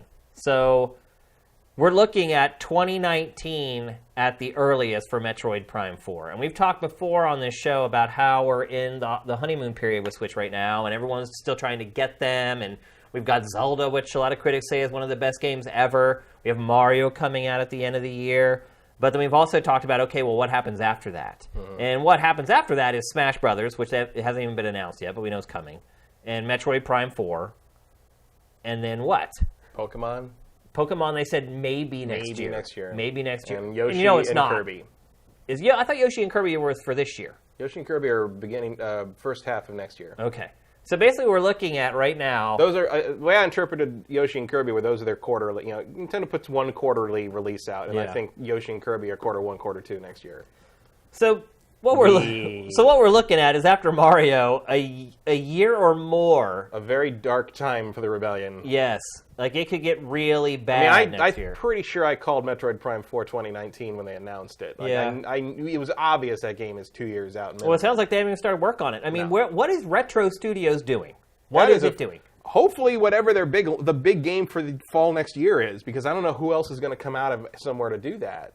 Like, I guess, in the world is their fall game next year? I mean, I guess that's got to be it. It's got to be. Either that or they're really counting on Pokemon making it. And why hasn't it shown Retro's game? That's a good question. I'm completely baffled by this whole thing. I mean, I wonder if it's partly... Maybe Nintendo does want to kind of move closer to a, like a Bethesda-style thing where like they don't show stuff as far out anymore. I mean, certainly that's happening with Mario Rabbids. I mean, they showed it for the first time in June. It's coming out at the end of August. I mean, I like that. Yeah. Showed Mario Odyssey for the first time, there in January, but because you got it because it's a system launch, sure. Yeah. But you blow it out in June and then you release it in November. Great. Like that's a good time period. I like that. So maybe they just don't want to announce Retro's game a year and a half before we get to play it. which I support. Also because, like, it really feels like they showed the Pokemon and the Metroid Prime thing to shut us up. Yeah. Because they're like, they wanted to kind Obviously, they have nothing to show, right. so... But also because, I think Reggie is more or less telling the truth when he says, we wanted to assure the players that these games are in the pipeline and they're coming, even though they may have just been started, at least we're doing it, right? Right. Which is like, on one hand, and on the other hand, at least I appreciate that they're willing to say, commit to it, kind of. Well, with Retro, presumably Retro's game is a new IP, which means there's not any hype to be had. Unless it's another stupid-ass Donkey Kong platformer. Yeah, but at the same time, nobody cares anyway. I don't think look, Tropical Freeze is a great game. Tropical Freeze is amazing, but it didn't sell. It doesn't move hardware. It never will. And I think they need to the big thing Nintendo needs to do here for this new system is they need to diversify. And they're doing that through supporting indie games getting ported over. They're filling that niche that way, but I think their first-party output needs to diversify as well. Because you ain't going to sell anybody a Christmas Switch in 2018 with Pikmin. No. You'll sell me Pikmin, but I already have a Switch. Yeah. So I think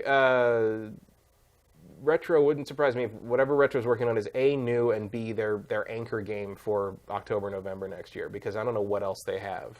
I don't know what else their teams could be doing, because the Zelda team's doing something, DLC still, and I would presume their next game would be basically a Majora's Mask style reworking of the assets for another Zelda, because this system needs a second Zelda game, no question. Yeah. Especially when you made one that good. You might as well take what you've done, remix it, and give us a Majora's And that's the thing. Mask Nintendo did a lot of the initial front-end work with Breath of the Wild. It had to figure out the engine, and how is it going to hold up in an open-world environment, and how do we make sure that an open world is exciting at all times? Right. It's already went through all its growing pains. It has the template now. It should be able to barf out another Zelda in, 2 years. And look, if you just give me another, basically a reskin Breath of the Wild with 6 to 8 real dungeons in it, you get my money right now. Yeah. I mean, there's I think it'll take everyone's money right now. Sure. Yeah. But there's still, what I'm saying is that concept, the Breath of the Wild template, is not milked to the point that anyone is sick of it at this point. Maybe I'm sick because I played 130 hours of it in that sense.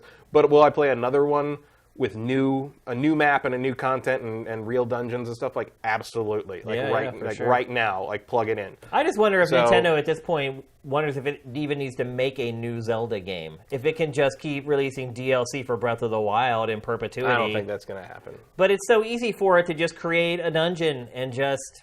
Well, they said... Here it is. The thing in December is that's it. That's the end. Yeah. Breath of the Wild is done. I wouldn't be surprised if that ends up being not true. I would be very surprised if it was not the end. Nintendo isn't at the point where I don't think Nintendo knows the game as platform service thing yet. I don't think they're...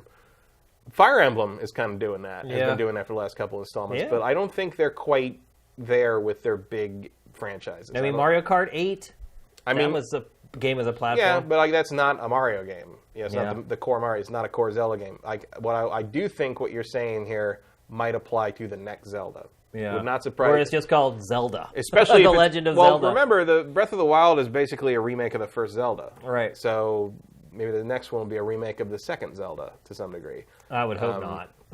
Well, in the sense that it's they're continuing that story. Yeah. Whatever happens there.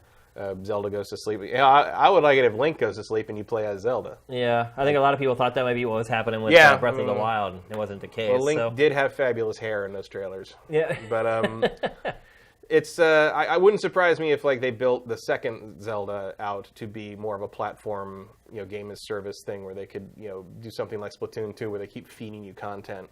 But I don't think Breath of the Wild is built for that. Beyond the hooks they've already put into the one part of the map.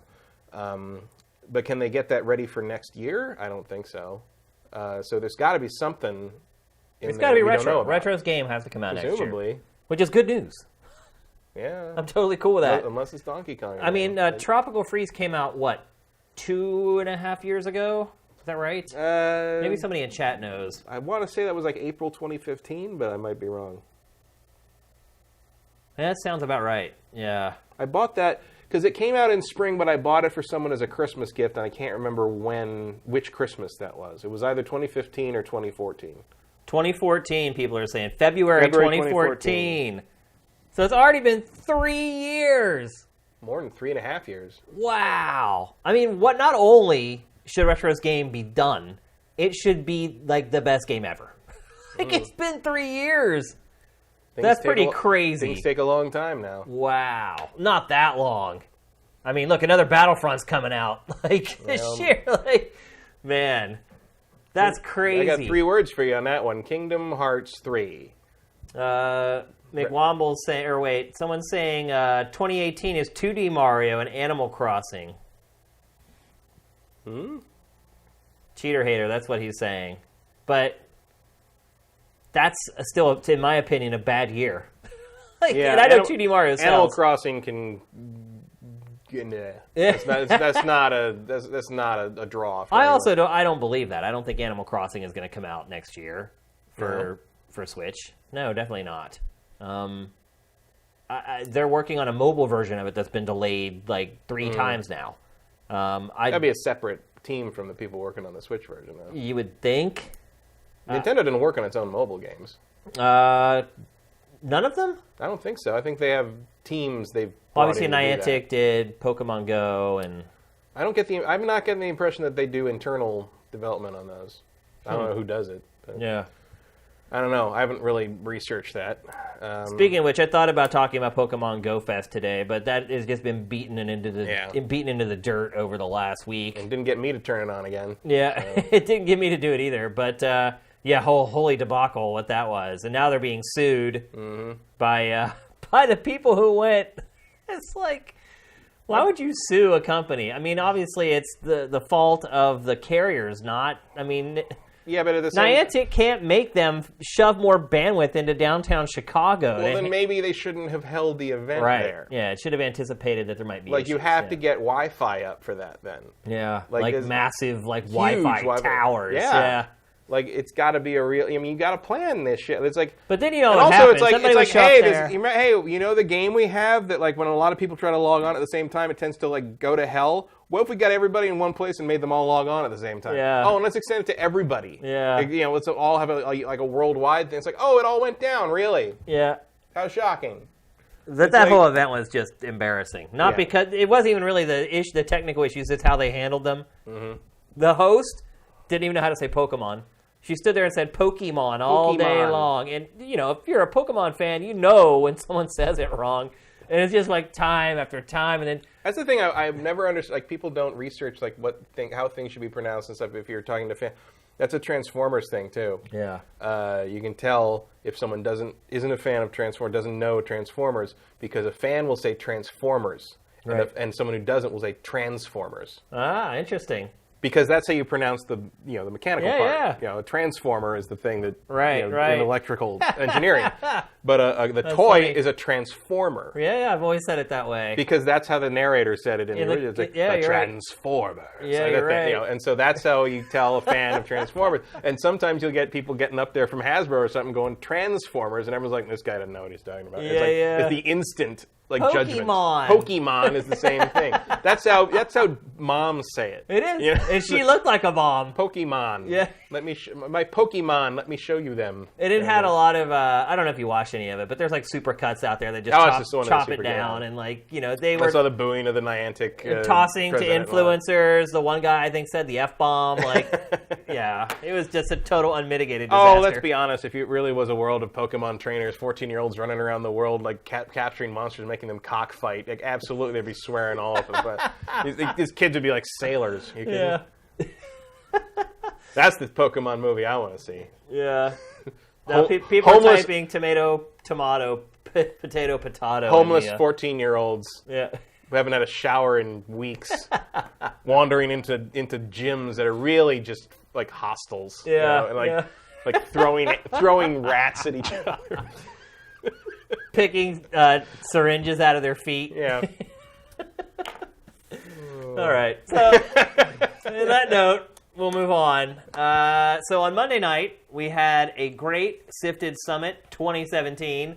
It is something that I should have been done before because it was a really great exercise and it was a great chance for you guys to provide your input. And I wish I had done it before. And some people suggested if the site actually lives on, that it's something we should do more regularly. I completely agree with that. that is something we would probably do at least every 6 months if the site actually continues. So thank you to everybody who showed up. I know there's a lot of people who watch GameFace who did not watch the Summit and were not at the Summit Live. So I do want to thank all the people who did take the time to show up and offer their input. It was amazing. You guys were great. It was really constructive. I'm sure you guys are all wondering what is going to come out of our meeting. And I'm here to share some of that stuff with you guys right now. So after our summit, I took all your information that you gave me and took all the votes and went back and read through all the chat. That literally took like 2 hours reading through the chat to make sure I didn't miss any of your guys' takes on anything. So it took quite a while before I could actually kind of gather all the information and put my thoughts together. But I have come to some conclusions. And the first conclusion that I'll share is one where I went completely against all you guys. And we are keeping the studio for at least another month. So in the summit, I kind of expressed that that was something I didn't necessarily agree with, and I didn't think you guys maybe understood why. I think you'll see why I'm keeping the studio. What are you guys laughing about? I'm just leaning into you. You always do that. I'm doing that. We are keeping the studio for another month, though, at the very least. It's freezing in here. It is freezing today. My toes are like ice cubes right now. And my landlord actually was very nice about it. He's like, okay, you have flexibility. If when you're ready to leave, let me know. He's basically got us on a month-to-month lease, so I'm not locked into like another year. So I have flexibility with the space. I want to wait and kind of take a wait-and-see approach before I ditch the space, because once I get rid of this, we will not have a space for a really long time. So anyway, I wanted to clear that up and let you guys know that. Don't get too angry about it. And I see people saying go with your gut, and that is my gut, and I think that's the right call. The big thing you guys all want to know is what is going to happen with Patreon. And we are moving to Patreon. It's already in the works. I've already been working on the Patreon page. Not launched yet. Worked on pretty much the entirety of this week on everything that needs to be changed on SIFTD to make it work with Patreon. There's tons of little stuff that was all tied into our old subscription system that has to be tweaked or changed so that it will work with Patreon. So I worked on a list of all that stuff, and I'm going to share that with you here in a second. Had a meeting with Brent yesterday. Actually tossed this stuff to him like 2 days ago. Said, hey, put together a quote for me to get all this stuff done. He sent me the quote for it, and then we had a call yesterday to kind of walk through all the stuff. So here's the list of stuff that I sent Brent, and this is just the first wave of changes that are going to be coming to SIFTD. And then there's a whole other section of things that are changes that I want to make to the site, and a lot of it is based on the feedback that I've got over the last like week and a half or whatever, but aren't necessary, essential for our switch to Patreon. The other thing I want to say is don't go out and message this yet. Like, this is just for us. There's going to be like there's going to be a big event that we make out of going to Patreon, where we'll get all our friends in the industry to retweet it all at once, and we'll make it like a big thing that'll hopefully build some momentum so people will go and support us on Patreon. So don't go on Twitter and everything and be like, oh, SIFTD's going on Patreon. Don't do that yet. Like, this is for us right now, just to let you guys know about it. So here are some of the things that we have to change. We're going to completely revamp registration. It has to be revamped, one, because we're not using the old subscription model anymore. So instead of having a separate page that you go to register, which can be a little confusing in all honesty, you're just going to get a little pop-up when you register now. You're basically just going to say, this is my username, this is my email, this is my password, go. Obviously, our registration page has been there for a long time because you had to choose whether you wanted to be basic or you wanted to be premium. A lot of that stuff is going away now. So big change to our registration page is coming. There's lots of messaging for premium all over the website. That's all got to be removed and changed. We're going to remove gates from the entire website. So right now, most of the site is open for people who don't register. But the things that are locked away is like the time sort. If you want to sort your SIF by time, that's locked away.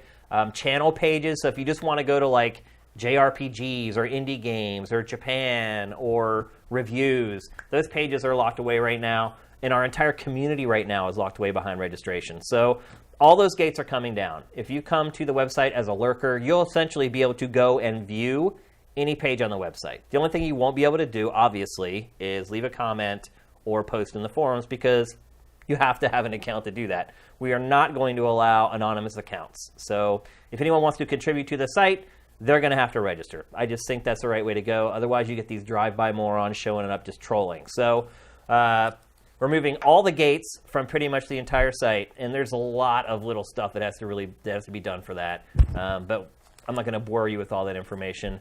We have to remove tons of stuff from like the hamburger menu that doesn't make sense anymore. Some stuff we're going to take down until we can rework it. Gifted is going to come down for a while until we can rework it for Patreon. Referrals are going to come down for now until we can figure out a way to make it work for Patreon. And in fact, referrals may just go away altogether. We're going to look at our data, and we're going to see if any of you guys are really close to referrals. And if you are, we may leave it up. Because, you had to generate X amount of dollars before you would get a free year of subscription. But chances are referrals are just going to be going away altogether. What else? We have to update like all our outgoing emails. Our communications has to be changed. We have to update a lot of copy on like our About page. Our Terms of Service is going to get updated. You'll get a pop-up for that. You'll have to accept that we've issued new Terms of Service. We'll update our FAQ. The footer is going to be changed so that the footer is always at least visible. We're still working on how that's going to work out ultimately. But there will probably be kind of like there's a little tab for the copyright. There'll probably be another tab that'll say footer. So people that will know it's there now instead of it kind of being this little hidden thing. Just lots of little tweaks that you don't realize you need to make when you started your website on the basis of it being a subscription site and then it moving over to a new revenue model. So the most important thing is that your accounts, they're not going away. So you're not going to lose any of your leveling. You're not going to lose your colors or any of that. You're going to keep all that stuff. Accounts are going to be linked from Patreon into SIFTD. So if people sign up on Patreon, they're automatically going to be linked into SIFTD. So we're going to do a full site integration in between the two. We've discovered over the last couple of days that Patreon has a great API that's going to allow us to do that relatively painlessly. We're looking at creating new colors and new designations for Patreon subscriber levels. We're looking at, for anyone who's been a subscriber to the website from the beginning, or even maybe just registered from the beginning, anyone who supported the site before I moved to Patreon, you will have a special designation on the website. We haven't 100% locked that down, but it's probably going to be something along the lines of you're a SIFTD OG or something like that. So in perpetuity, you will be known as sort of one of the early founders.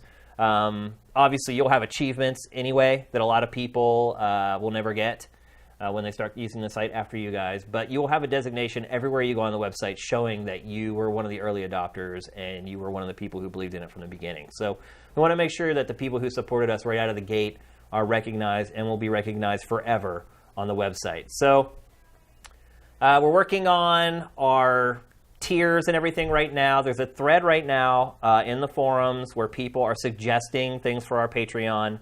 I'm glad you guys have been doing that because that's something that we're going to be working on extensively over the next few days. Brent is working on all this stuff right now, by the way. Right now, the proposed launch is like mid-August.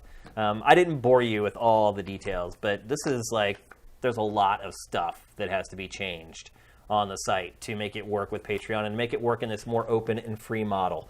But a lot of the details as far as like, okay, well, when does GameFace go out to Patreon supporters? When does it go out to everybody else? That stuff is still all up in the air. So I think that's it. I think that's all I can share with you guys right now. But obviously, major changes, major overhaul. Brent's on it right now, and he's thinking it's going to take about 2 weeks to get it all finished. And again, don't go out and trumpet this from the highest tree because it's going to be a couple weeks until it's actually ready to launch. And when that happens... Although if you do want to climb a tree and yell it through a trumpet, yeah, record please that. Do. Yeah, please send it to us, and we'll put it in the SIFTD community section of the website. But there's a lot of work that needs to be done, and you guys probably don't even realize it. There's a lot of hidden code and stuff on the site, and all these little areas that reference premium, like on our game pages, where if you look at like the scores, and it has like my score and then SIFTD score, like those modules need to be changed because if you're not a member, it basically asks you to subscribe to see that stuff. So there's just all these little things, and we're probably going to miss some stuff as well. And I'm sure once it launches, we're going to get a lot of feedback from you guys saying, hey, this needs to be changed or that needs to be changed. and that'll be good. That'll be a good exercise for us. But I think we've done a pretty good job of at least finding the major stuff that needs to be fixed or tweaked or completely removed or completely updated for the switch to Patreon. So it's coming, people. When we're ready, when we start to figure out when it's going to launch, hopefully we'll have like a 3 or 4 days heads up, and that's when we'll really start organizing the tribes to get people to get ready for that day. Because what we want to do is we want to have that big day, that big push to get everybody to go to it, make it an event. We'll probably be doing like an all-day live stream of some sort. Maybe like we just hang out all day playing games or whatever. We have to figure all that, the creative part of that out. But the big thing is that we are moving to Patreon. Let's see what else. We are also going to keep the old payment system live throughout this whole process. I don't know when we will eventually sunset it. It'll be on down the road, but it'll be once we realize at least 80 to 90% of the people who are using that have already migrated over to Patreon and are contributing to us that way. But all signs of our old payment system will be gone. There will be no trace of our own credit card processing. So people who want to stay on it, they'll be grandfathered in. They can stay there and keep contributing $4 a month through that system if they want. If they want to contribute more, or if you just want to contribute less.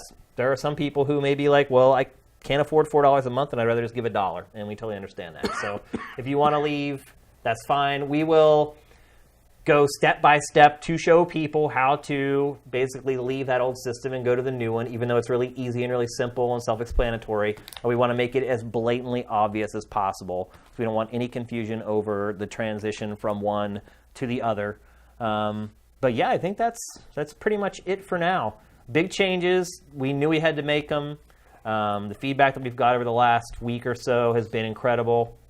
The first Pactor Factor went up yesterday on YouTube that talked about our financial issues. Obviously, you guys have already watched it like a week ago or whatever. But the first one went up on YouTube, and we actually got like a ton of subscribers today from that. And it is a little awkward because we're in this weird place where we've already recorded 5 episodes of Pactor Factor where he talks about, hey, we're in trouble, we need subscribers, blah, blah, blah. Now we've made this decision midstream, and so there's still on YouTube yet 4 more episodes of Pactor, explaining what's going on. So we may have to like blow down to Long Beach and maybe shoot some new intros and outros of him saying, hey, we're actually moving to Patreon. That's probably a good idea. Yeah, so we'll probably clarify that. But if you're new to the site, and there are a bunch of you, and hopefully when you see them on the site this week, you guys will welcome them with open arms. And if you're watching this right now, welcome to SIFTD. Thank you very much for subscribing. You're going to be able to stay on that plan if you want to, or it'll be simple for you to move over to Patreon and contribute to it that way. Certainly, Pactor Factor will be something that you're able to support on Patreon, maybe at a cheaper rate than you are right now if you just want to support Pactor. So it's a brave new world for us. It's scary and exciting at the same time, but I feel hopeful. I do. It's like if we had stayed on this plan, I can already see that we were going to close the website. So even with the first Pactor going up and us getting a bunch of new subscribers, it's a nice bump of subscribers. But a month from now, we wouldn't have had enough. The site would have ended up closing. So this is the right move. Our marketing plan did launch. We did get a nice bump of traffic, and I think we got a handful of subscribers the first day that launched, but we have seen a huge bump of people visiting the website, which is good. And that's a big part of it as well, just generating traffic and get people using the site so that they share it out there. It's hard to measure those metrics, obviously, of as far as the sharing and how those people are evangelizing the site to new people, but we can see the bump in traffic that we got. In fact, I saw SIFTD run slow for the first time ever the day that marketing program launched. So all good stuff. All good stuff. I'm really excited about it. I feel like there's like that ray of sunlight poking through the clouds right now. And I'm going to like hang out underneath it and try to get a little bit of a suntan because I really need one. So it's a laser. Oops. That'd be funny. But, after talking to you guys about it and talking to a lot of people about it, really Patreon was the only way to go. It was the only way the site was going to survive. And now that I've kind of given into the idea, I'm really excited about it, and I actually think it could be a huge boon to SIFTD. I think it could really sustain us for a long time. Like, I'm really excited about it. So I think Patreon's also major advantage is, like, I always have seen People are like, well, I don't want to give my credit card to this weird SIFTD guy. Yeah, no, you're right. It's like that's a prevalent thing these There's days. a trust issue for sure, and that was some of the feedback. I mean, I'd give you my credit card, but I know you. Right. So. Yeah. No, you're absolutely right. And it's like people look at it and they're like, "What's this website?" Like anybody could be running this. The Russian mafia could be running this. Yeah, I get it. So don't give us away. Yeah. Yeah, there's a trust thing there and everything, and I get that. And I fought it for a long time because I just didn't want to give up that cut of money, but ultimately I think it's just for the better good. And it really, we're left with no choice at this point. So I think being forced into doing something like this ultimately will pay dividends, and I think it will work. And I think ultimately we're not going to regret keeping the studio, and I think ultimately you're going to say, yeah, I was right for not getting rid of the studio when we have some more money and we start doing some really fun stuff in this space instead of just GameFace and the random stream here and there. So I'm really excited for the future, guys. I hope you are too. Like I said, don't go out and trumpet this out there. This is something we want to kind of keep just within the family for right now. But when the time comes, I'll let you know, and we'll all go out there and we'll message it, and there'll be a big push for it whenever it goes live. So I think that's it. You guys are going to have questions, but it's time for our trailer of the week, and it is the first time ever that we have not chosen a video game trailer for our trailer of the week. And Matt's going to have some things to say after we watch this trailer. You chose it. I did choose it. And it is the debut trailer for Ready Player One. And if you need any explanation for why I chose this, you don't know about the book. And I think after you watch it, you will have no questions why I chose it. Obviously, you guys are going to have questions about the switch to Patreon or anything else game-related. Get those into the chat right now. And here's a clue, something we're doing going forward. When you want to ask questions, make sure you go at SIFTD Games, because we get that nice highlight that helps us see your questions. So make sure you do that. Here's the debut trailer for Ready Player One. In 2045, there's nowhere left to go. Nowhere except the Oasis.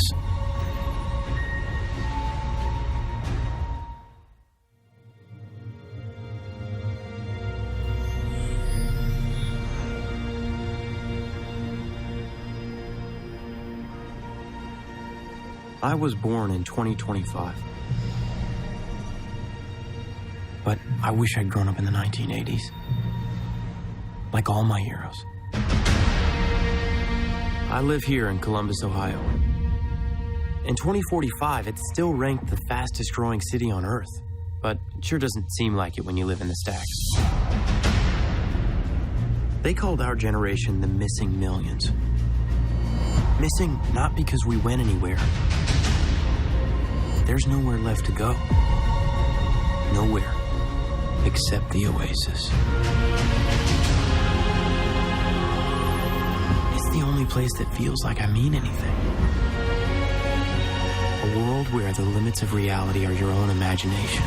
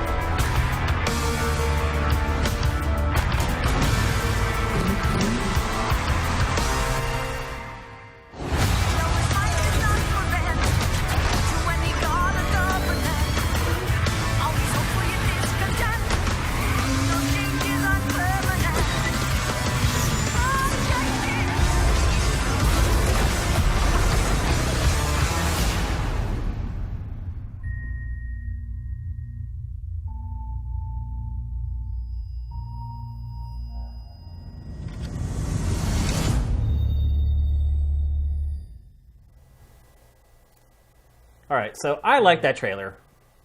I did not like the book. The book is one of the worst things I've ever read in my life. I made it to page 150. I've been reading for a long time, and my degree is in English literature. It's one of the worst things I have ever read. It was written by a 12-year-old. It's poorly written, yeah. I mean, it's basically like fanboy fanfic. That's insulting fanboy fanfic. It's just so artless. Like, you know, it's like, and he ambled in. By the way, that word is the root of the word that Steven Spielberg, master cinematographer and director, named his guy. I was like, it just goes on and on and on. I'm like, really? Like, this is an actual thing someone sent to a publisher, and the publisher was like, okay, sure. It was like, it did sell very well. Of course, it sold very well. It's like Memberberry the book. Yeah, I did not like the book. I mean, I thought it was poorly written, and I think I made it to page 100 and something, and I quit. The only thing I can say is, like, well, in the hands of Spielberg, maybe, you know, at least, as long as I don't have to read his prose, maybe the weird, you know, all the mashing up of all the 80s references will actually be better on screen because you're putting some money and some care behind it. Right. But you're still stuck with the fact that the lead character is an asshole, and every single relationship he has with a female character is pathetic, and it's like...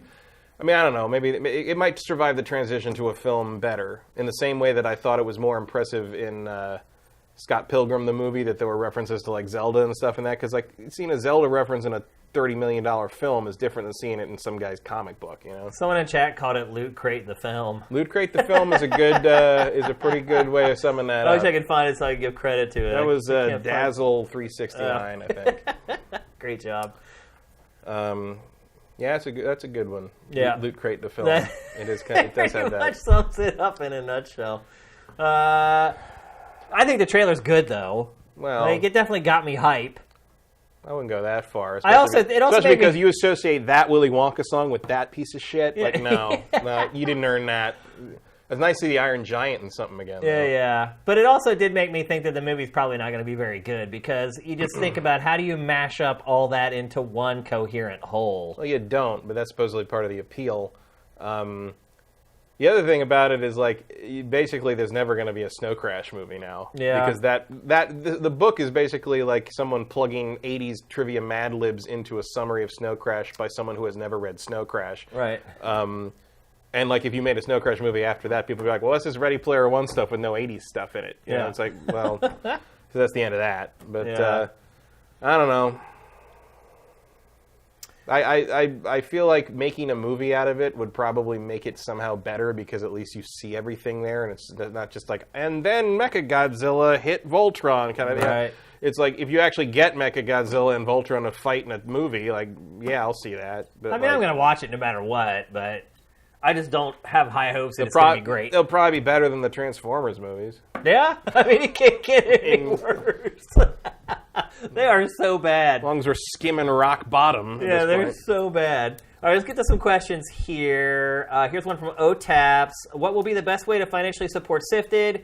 Stay as a premium member or move to Patreon on launch? Well, it depends on how much you plan on contributing at Patreon. If you're going to just donate the same $4 a month, it's probably better for us if you stay on our normal system. If you're going to contribute more than that, obviously it's better.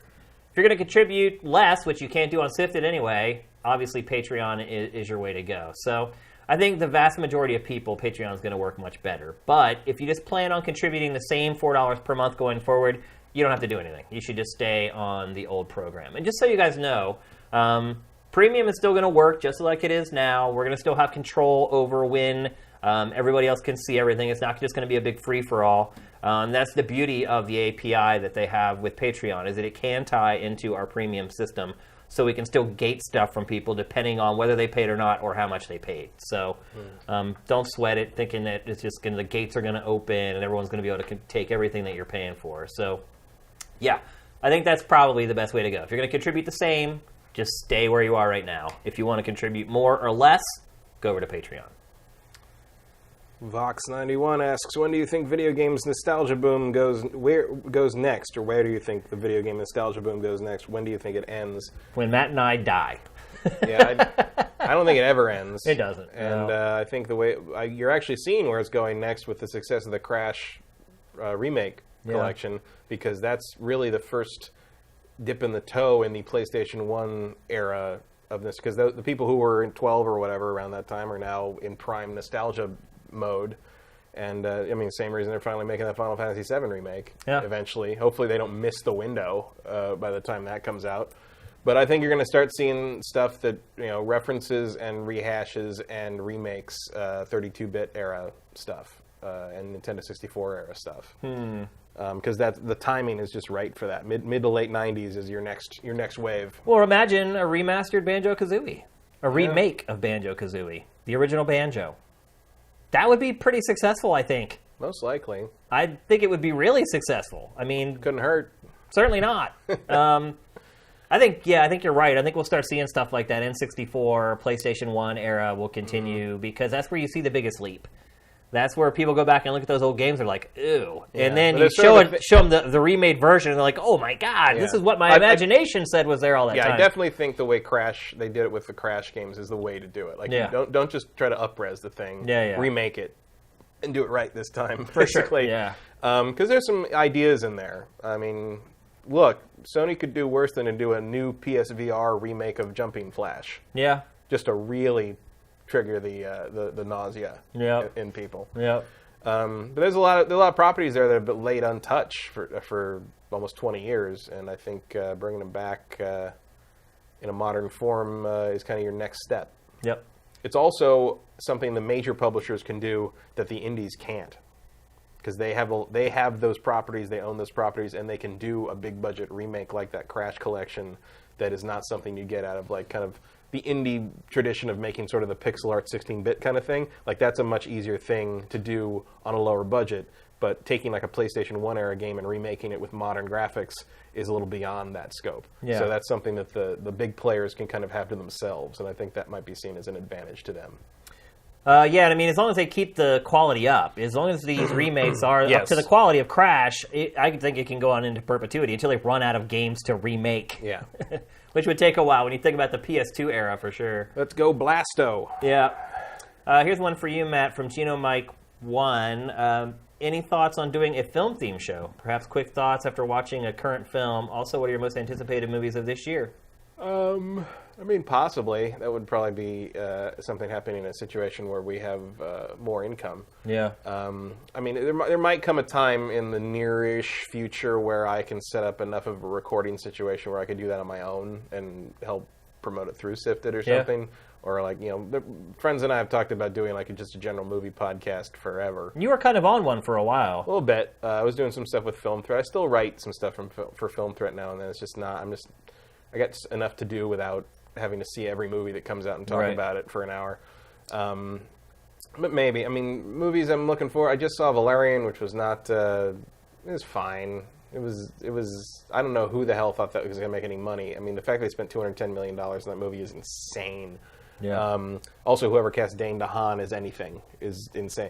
I mean, he's the bumbling, charismatic, handsome rogue character that was in partly the template for Han Solo, and you cast him? Yeah. Okay, sure. Also, he kind of looks like he's related to Cara Delevingne. To the two leads look like they're kind of brother and sister a little bit, and that's weird. Yeah. Because they keep forcing a romance in there, and it just doesn't work. But I thought visually it was amazing. But then it made $17 million against a $210 million budget, and that does not surprise me in the slightest. Yeah. You cannot spend more than $40 million on that movie, guys. I'm sorry.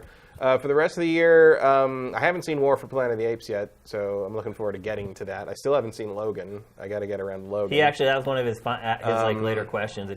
I just haven't caught up on the early part of the year yet. I'm looking forward to Thor Ragnarok. Looking forward to Last Jedi.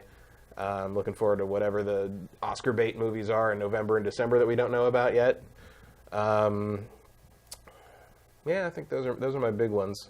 It's about all that's left, really. Yeah. I feel like there's something in October I'm interested in, but I can't remember what it was. I haven't seen Dunkirk yet because I value my hearing. Is it that loud? Movie's loud. I mean, Chris Nolan is in a loudness war with himself, as far as I can tell. But I've seen hundreds, probably thousands of movies in the theater in my lifetime. The only time I've ever put my hands over my ears is in the final shot of Interstellar. Like, I thought he was going to blow my eardrums out. Yeah. And apparently the Dunkirk is basically like an hour and 45 of just that, of just wow. loud. I mean, the trailers, the preview stuff, like all the stuff in the plane, like the dogfighting in the planes. I mean, look, I'm a giant World War II nut. It's I like love you're the in planes, the plane. but it's like, geez. And like, there's people like, you should sacrifice your hearing for the sake of the art. And that's really how loud war is. I mean, like, it's more immersive. I'm like, it's not. No, it's the opposite immersive, because as soon as I'm sitting aware I'm in a theater on the threshold of hearing pain, I'm out of the movie. Yeah, like, you're right. It takes you out. You're breaking my immersion. You're doing the opposite of that. So I will probably eventually brave Dunkirk with earplugs or something. But like, man, Like, those trailers were like, too much. Yeah. Too much. But it looks amazing. It looks so good. I can't remember the name of it. Disney's got that Day of the Dead movie coming out. Really? It's like an animated movie. I can't. Oh.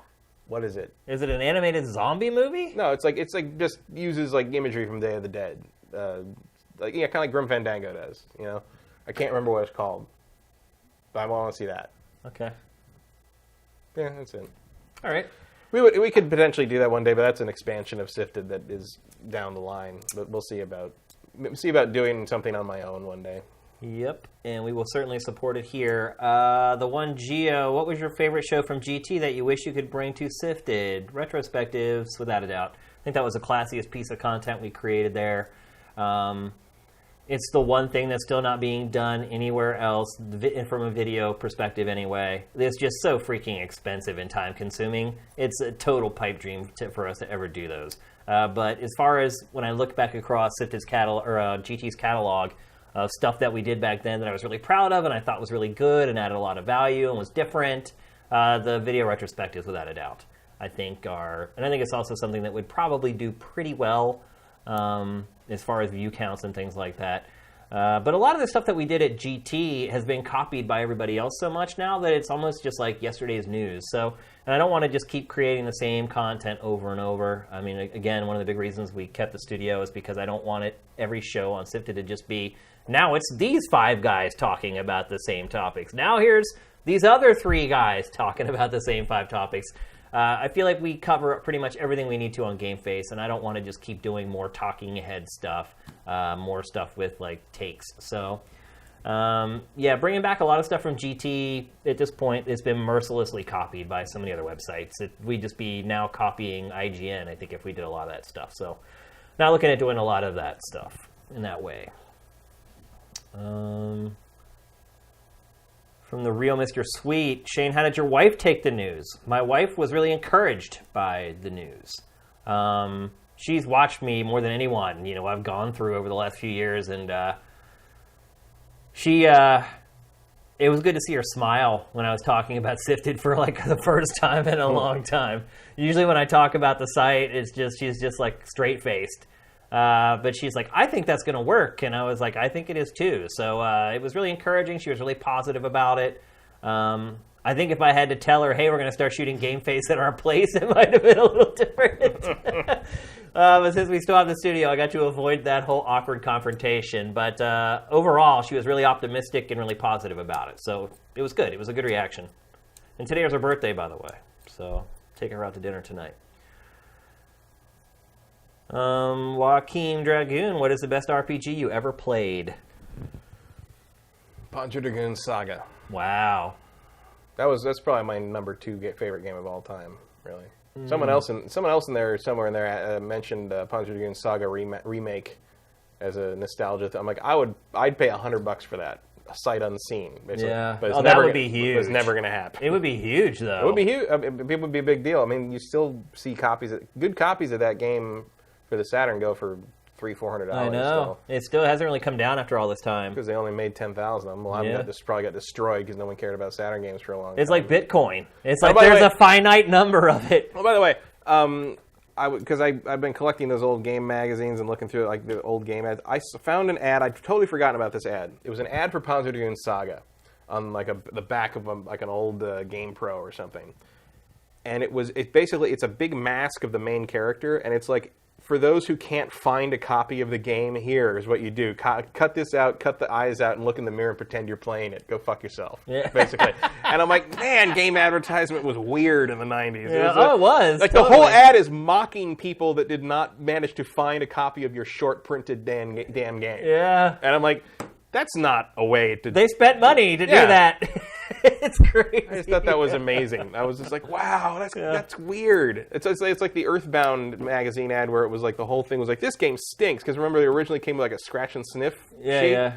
And like the whole thing was how much it stinks and you're going to have to like air out your house when you play it because it smells. I'm like, no wonder nobody bought the damn thing. Like, you're advertising it like it's going to smell bad. Nobody wants that. Final Fantasy VI for me. Pretty popular opinion there. say that's definitely the best For a reason. The best Final Fantasy game, no question. Let's see. Dusto Man 9, will you advertise with Easy Allies? If we do, that would come after the Patreon launches. So if Patreon goes well, which we'll know in just a couple weeks whether it does or not, and we have some disposable income from the Patreon, we will definitely look into doing some advertising on some podcasts. What else? Skies of Arcadia is that's a good pick. I'd love to see somebody remakes that. I played Skies of Arcadia for like 2 weeks straight. I spent 60-some hours on that game. When I finished, I had no idea why I'd spent all that time on it. Sky Pirates. Yeah. Were you reviewing it or just for fun? I played it for fun. Yeah. I think the GameCube version's pretty good. That's what I played. I played the Dreamcast GameCube version's encounter rate is like 3 times that. Yeah. And it's not... You can't get anywhere. I didn't play the Dreamcast original. I played the GameCube. I played both, and the GameCube one's much better. In part, I remember when I played the Dreamcast one, sometimes I'd forget where I was going because there were so many battles. Yeah. Like I would go through so many, like every 2 steps. Like, wait, where was I going? And I'm like, wait, what was I doing? I go, That happens in a lot of games. That happened to me in Persona 5 sometimes, actually. J. Reed Vic 7, is it possible to pay $5 or $6 a month through each of the old system and through Patreon with one account, or I need to make a second account? You'll need to... Oh, that's a good question. I think you may be able to do both with the same account, because your accounts will be linked from Patreon over to the site, and the old payment system isn't going away, and you should still be able to contribute on Patreon. So you should be able to do both. If I'm wrong, I'll let you know. But I think from my understanding, you should be able to do both. Drunken Elvis, did Marcus get back to you and Pack regarding doing a Pactor Cruise edition? No. I mentioned that during the summit that Marcus is not in the best of health still, and he's kind of got to take care of himself before he can do anything like that. So he did not. Although one of the comments we got on YouTube was, people are so dumb. He said, one guy wrote, he was like, so wait a minute, you're telling me you don't have any money for SIFTD, but you're going to go on a yacht and shoot a show? Like, I think you missed a few words in there. Hello? Is anyone home? Yeah, YouTube's always great for that. I always get at least a couple of laughs every time we put up a new episode of Pactor Factory. That's what happens when your main audience is doing something else while they watch you. Yeah. And you're like, wait, what? No, you're right. You're absolutely right. That's probably what it was. What did I just hear? Justin Horman, what do you think is the biggest roadblocks for esports on television? Do you think it's ignorant old farts, like us? Or just a lack of interest from the TV audience? Yes. B. Probably a little bit of one, but mostly B. So also, I think I mean, the old fart thing does have an element to it, because there is a point, there's an age limit to the people who care how good someone else is at a video game. Yeah. You know? No, you're right. Like, it's just, there's a generational gap there where the younger you get, the more interested you're going to be, whereas you get older and you're like, well, who cares? Yeah. Who's good at that? I mean, good. You're good at that. Okay. You know, there's an element of, like, you just don't recognize the usefulness or the interest of the skill, whereas, like, seeing, you watch the Olympics and you're like, I cannot do that. Yeah, and like, it's... The only difference now is that when the old farts ask you, oh, that's great, how are you going to make a living doing that? Now that you can actually say, actually, I can't, there's an answer for that now, but... Yeah. As long as you have a backup plan after your reflexes slow down when you're 23. Yeah. I think in general we have a problem with, and I hate to say it, because, I have family members, obviously, who fall into this group, but we have a problem, at least in America, with the elderly. Like, there's... And we call it Congress. Yeah, there's this certain age... No, but seriously, there's still a group of people alive who don't get it. Oh, yeah. Like, they missed the cutoff. Like, when the internet launched, they were too old to care or get it. Mm-hmm. And those people are just, like, in some other galaxy from the rest of us. They're great people, nice people, they're my relatives, but if you try to talk to them about anything that's happening now, it's just like, whoa, like way over their heads. And I think once that generation is gone, things like esports will become much bigger on television and just have a bigger sort of share of our social consciousness in general. So Yeah, I think a lot of it is being old farts, but I think a lot of people just don't really give a crap either, to be honest. Good question, though. What are you laughing at, Sam? Someone goes, honey, we have to talk. We have an elderly. Honey, we got old people. Yeah. In the crawl space. Killzone 310, one game you'd recommend everyone plays. Tetris? Yeah, I mean, that... It's hard to recommend a game to everybody. Like something that anyone would like? Tetris. Yeah, puzzle games generally. I mean, who doesn't like Pac-Man? Yeah. The classics, really. Yeah, I guess old arcade stuff. Super Mario Brothers, probably. The first one. Anything that's really simple and just uses like one or two buttons. If you're talking about modern stuff, I don't know. I'd probably go to like retro stuff like, Super Stardust HD or like things, or even that, like Geometry Wars, and like people's like, oh, it's so complicated, it's so flashy. Yeah. I mean, I would say Super Mario 64. Yeah. It's like the first kind of it's like the gateway drug into 3D gaming. I think it's still pretty simple. An argument can be made for Breath of the Wild if you don't care about progressing. Yeah, man, you can just fiddle around. Yeah, well, I have a couple of friends who have 4-year-old kids who play that game, and they don't like, solve the shrines or anything, but they run like. I got a friend whose 4-year-old daughter plays it all the time. She knows to go in the menus and switch his clothing when it gets cold or hot and all that. And she loves it. Like, and she can fight and stuff. Mm-hmm. And she feels like she's doing something. And so, like, maybe, Breath of the Wild is up there as someone I would probably put in just about anybody's hands. As long they as can have fun with it. They can have fun just running around and doing stuff. Yeah. Sort of like Mario 64. I mean, that's when I let people play Mario 64 when that first came out, nobody beat King Babam up at the top of the mountain. They just ran around and jumped on stuff. No, you're right. And that's the fun part to that. Yep. Erebus Jones, Sony increased PSN subscription price by 25% today. That's Europe and Australia only, by the way, for those who are listening or watching. Are they in danger of copying Microsoft's hubris at the start of this gen by taking their customers for granted? What warrants the price increase?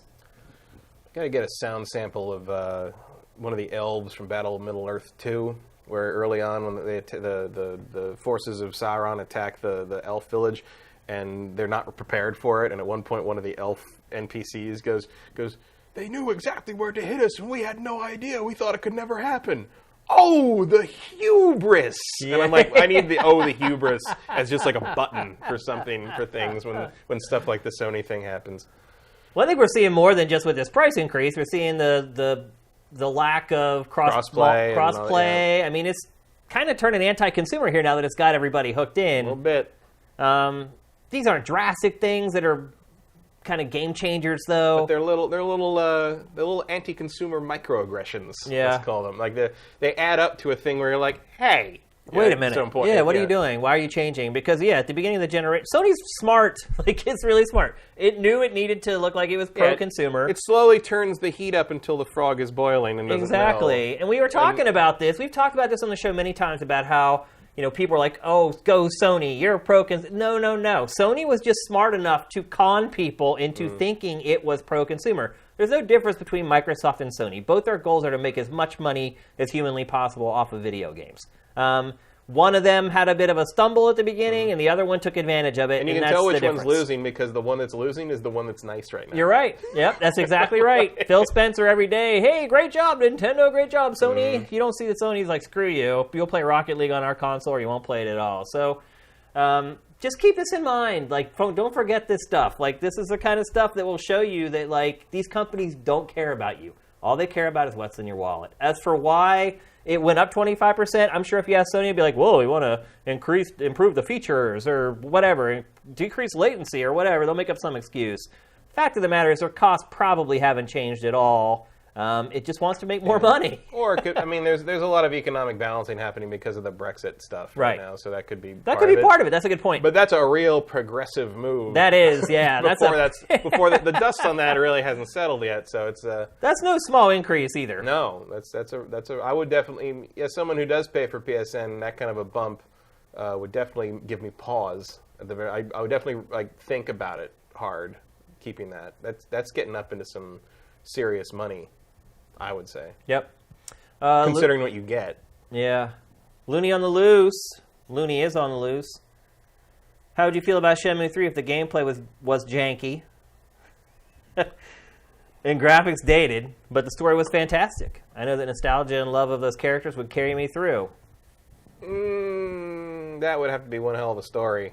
Because, like, look, they made enough money to make that not janky and not ugly. They have, but at the same time, I get the point of this question, and that's that massive cliffhanger.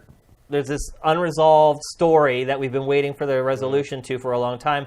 Would that be enough to get me through the game? It probably would, if it were janky and the gameplay sucked. As long as it doesn't end in another cliffhanger. Right.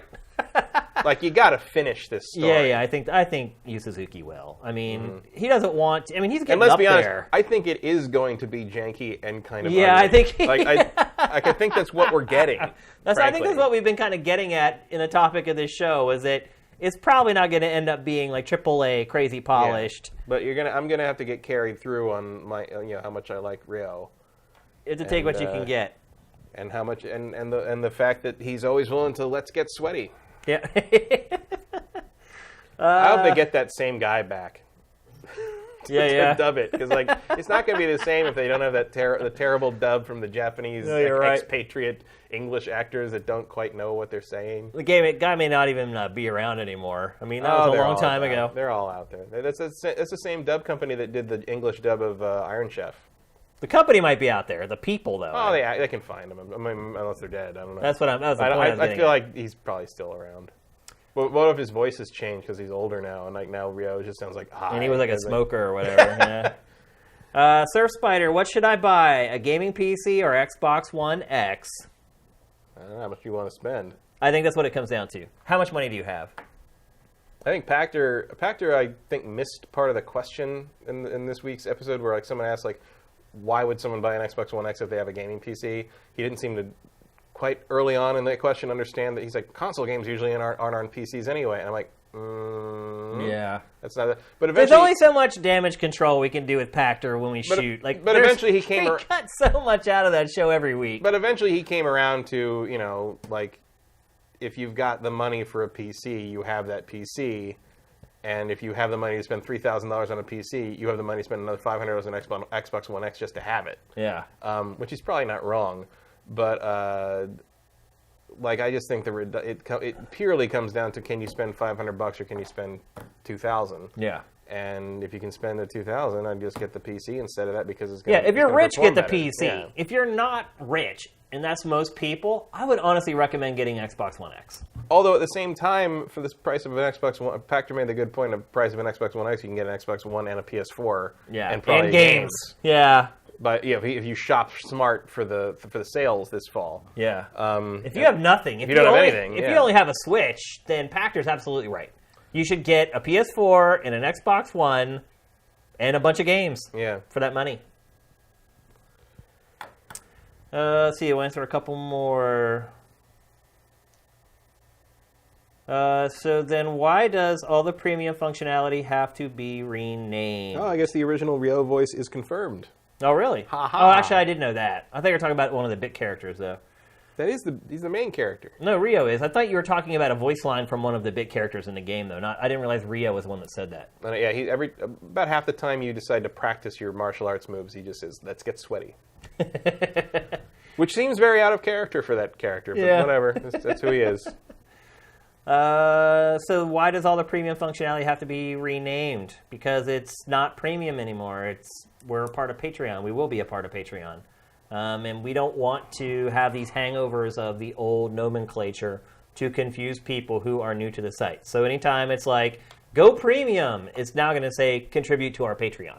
And obviously we were talking earlier about people are less nervous giving their credit card number to Patreon. So we don't want to say, hey, here's this weird thing, you don't know what it means, it's premium something or other. We want people to know that it's Patreon so that they trust it. And then as soon as they say, hey, I want to contribute to this, they don't think twice about actually spending the money to do it. So that's why we're getting rid of all kind of the remnants of our premium program and all the nomenclature and verbiage that went along with it. Oh, man, there's a lot of questions in here. Wow. I was only, scratching the surface of the questions. McWomble, like I said, tiers and Patreon. No, we're working on all that stuff right now. And again, in that thread in the forums, toss all your thoughts in there. Obviously, I listen to you guys. A lot of the things that we talked about at the summit are happening. So get in there, supply your suggestions. A million minds are always better than one. And we'll take a look at it, and the stuff that we like, we'll pull from it. So this is a whole new frontier, by the way. Like working with Patreon, like going over to the website and starting to set up our page and all that kind of stuff, just learning the language of Patreon and what kind of stuff works and what kind of stuff doesn't. Like I'm flabbergasted at some of the like tiers that people like are like, yeah, I'll give money for that. Like some of them are like, I'll draw you a picture in Paint and send it to you. I'm not kidding. I know. Like, that's a real thing. I'm well aware. You've never ventured into the wilds of Patreon before? I mean, I have, but I've never dove deep into it as someone who's getting ready to use it and trying to maximize it. And it's pretty mind-blowing. Like you know, I didn't just go to the game stuff. That should absolutely be a tier. Like if at a certain tier, you will draw a picture of their favorite game and mail it to them. In Paint. In MS Paint. Using only a mouse. Yes. It's pretty crazy. I think now that you brought that up, you have to do it. Yeah. Actually, maybe that will be what I make you do for the fantasy sports thing. We'll just sit here. People will say, we'll call it a game, and you have to draw it on MS Paint and email it to them. I could do that. That would actually be fun. Unlike playing Bloodborne. Let's see. We'll just answer one more. I can find a good one. I'm sorry, guys. There's so many questions in here. Wow. I was like 5 miles up. The chat is just going crazy. All right. Well, Genome Mike, we already answered one of yours. We want to get somebody else. MS Paint is not going away, by the way. That was fake news. Microsoft came out and said Paint is not going away. That would suck. I use Paint for a lot. Not for drawing pictures, but for like site work and grabbing screenshots and stuff like that. But it's not going away. In fact, I think they just announced that they're actually putting out like a new, slightly improved version of Paint. Oh, here's one from McWomble. When are we likely to have the fantasy draft? And that means the real NFL fantasy draft. Probably last week of August, I'm guessing. That's usually when fantasy drafts happen. It'll be during the week. We'll try to set up a time. Or maybe we do have to do it on the weekend so that we can do it at a time that people in Europe aren't up at 5 in the morning doing a fantasy football draft. But yeah, towards the end of the month, it looks like we have a full league already. In fact, we may have like a 12-man league this year instead of just 10, which is good. So yeah, you'll be getting more information from that as the time grows near. Let's see if we can find one more question about video games. Drunken Elvis wants to know if there's a tier to get Shane to Marathon Bloodborne again. No. Oh, nope. No amount of money, people. You got to have something at the $10,000 tier. Well, we thought about it, the 10,000 tier, like an invite to Packers Party. That's a E3 party. Because that's something that you can't get. Like, being able to go to a party with that many of the industry's biggest luminaries. I still think there should be a tier where they make you play Bloodborne again. Yeah. It would have to be worth a lot of money. Yeah, you can make it a lot of money. Yeah. It would if someone got 20 $1 grand, million if someone wants to spend 20 grand to make you play Bloodborne for a day. For a day, yeah. For 20 grand, they'd want me to finish it, I think, though. You never know. Yeah. Well, we're going to have fun with our tiers and our rewards and stuff, that's for sure. That's the thing, is like you can dictate, it's like $20,000, 8 hours of Bloodborne. Yeah. Whatever that takes. Yeah. And if someone wants to do it, that's the beauty of it. Yeah. Someone decides that's worth it, it's worth it. All right, here's the last question. Vox91. Stupid question. Maybe I shouldn't have answered this one. But will you take individual donations through Patreon or only recurring monthly subscriptions? Because I want to give a big donation when your Patreon launches. I'd give it now, but I'm broke at the moment. Yeah. I mean, there's no reason for us to shut off one-time donations on Patreon. Yeah. I mean, you can just do it on our donation program that we have now. If you wanted to do it now. I mean, obviously, you said you're broke at the moment or whatever. But I guess one thing you could say about someone doing it on Patreon is someone seeing that the Patreon is successful might encourage other people to do it. So I can see your angle there. Yeah, watching the bars fill up is addicting. But we will not cut off any revenue streams at this point. Those days are gone. We are all about it. Any revenue stream we can find, we are going to make use of it and work it for all it's worth. So yeah, any options that Patreon offers for people to contribute to the website or to our funds, we will allow it to happen. So I think that's it. Those of you watching the archive who didn't get to watch the live stream, if you have any questions about any of the stuff I talked about, ask me in the comments at Shane. It'll send me a notification, and I'll come and I'll answer right away. I'm sure as people start to digest all this stuff, some things will come up that people didn't think of on the fly while we were live streaming the show. So happy to say that this will not be the last episode of GameFace from here. That could have been a possibility, actually, which is crazy. I feel like we have renewed hope and renewed vigor for the site and really excited about Patreon, and we hope that you guys are too.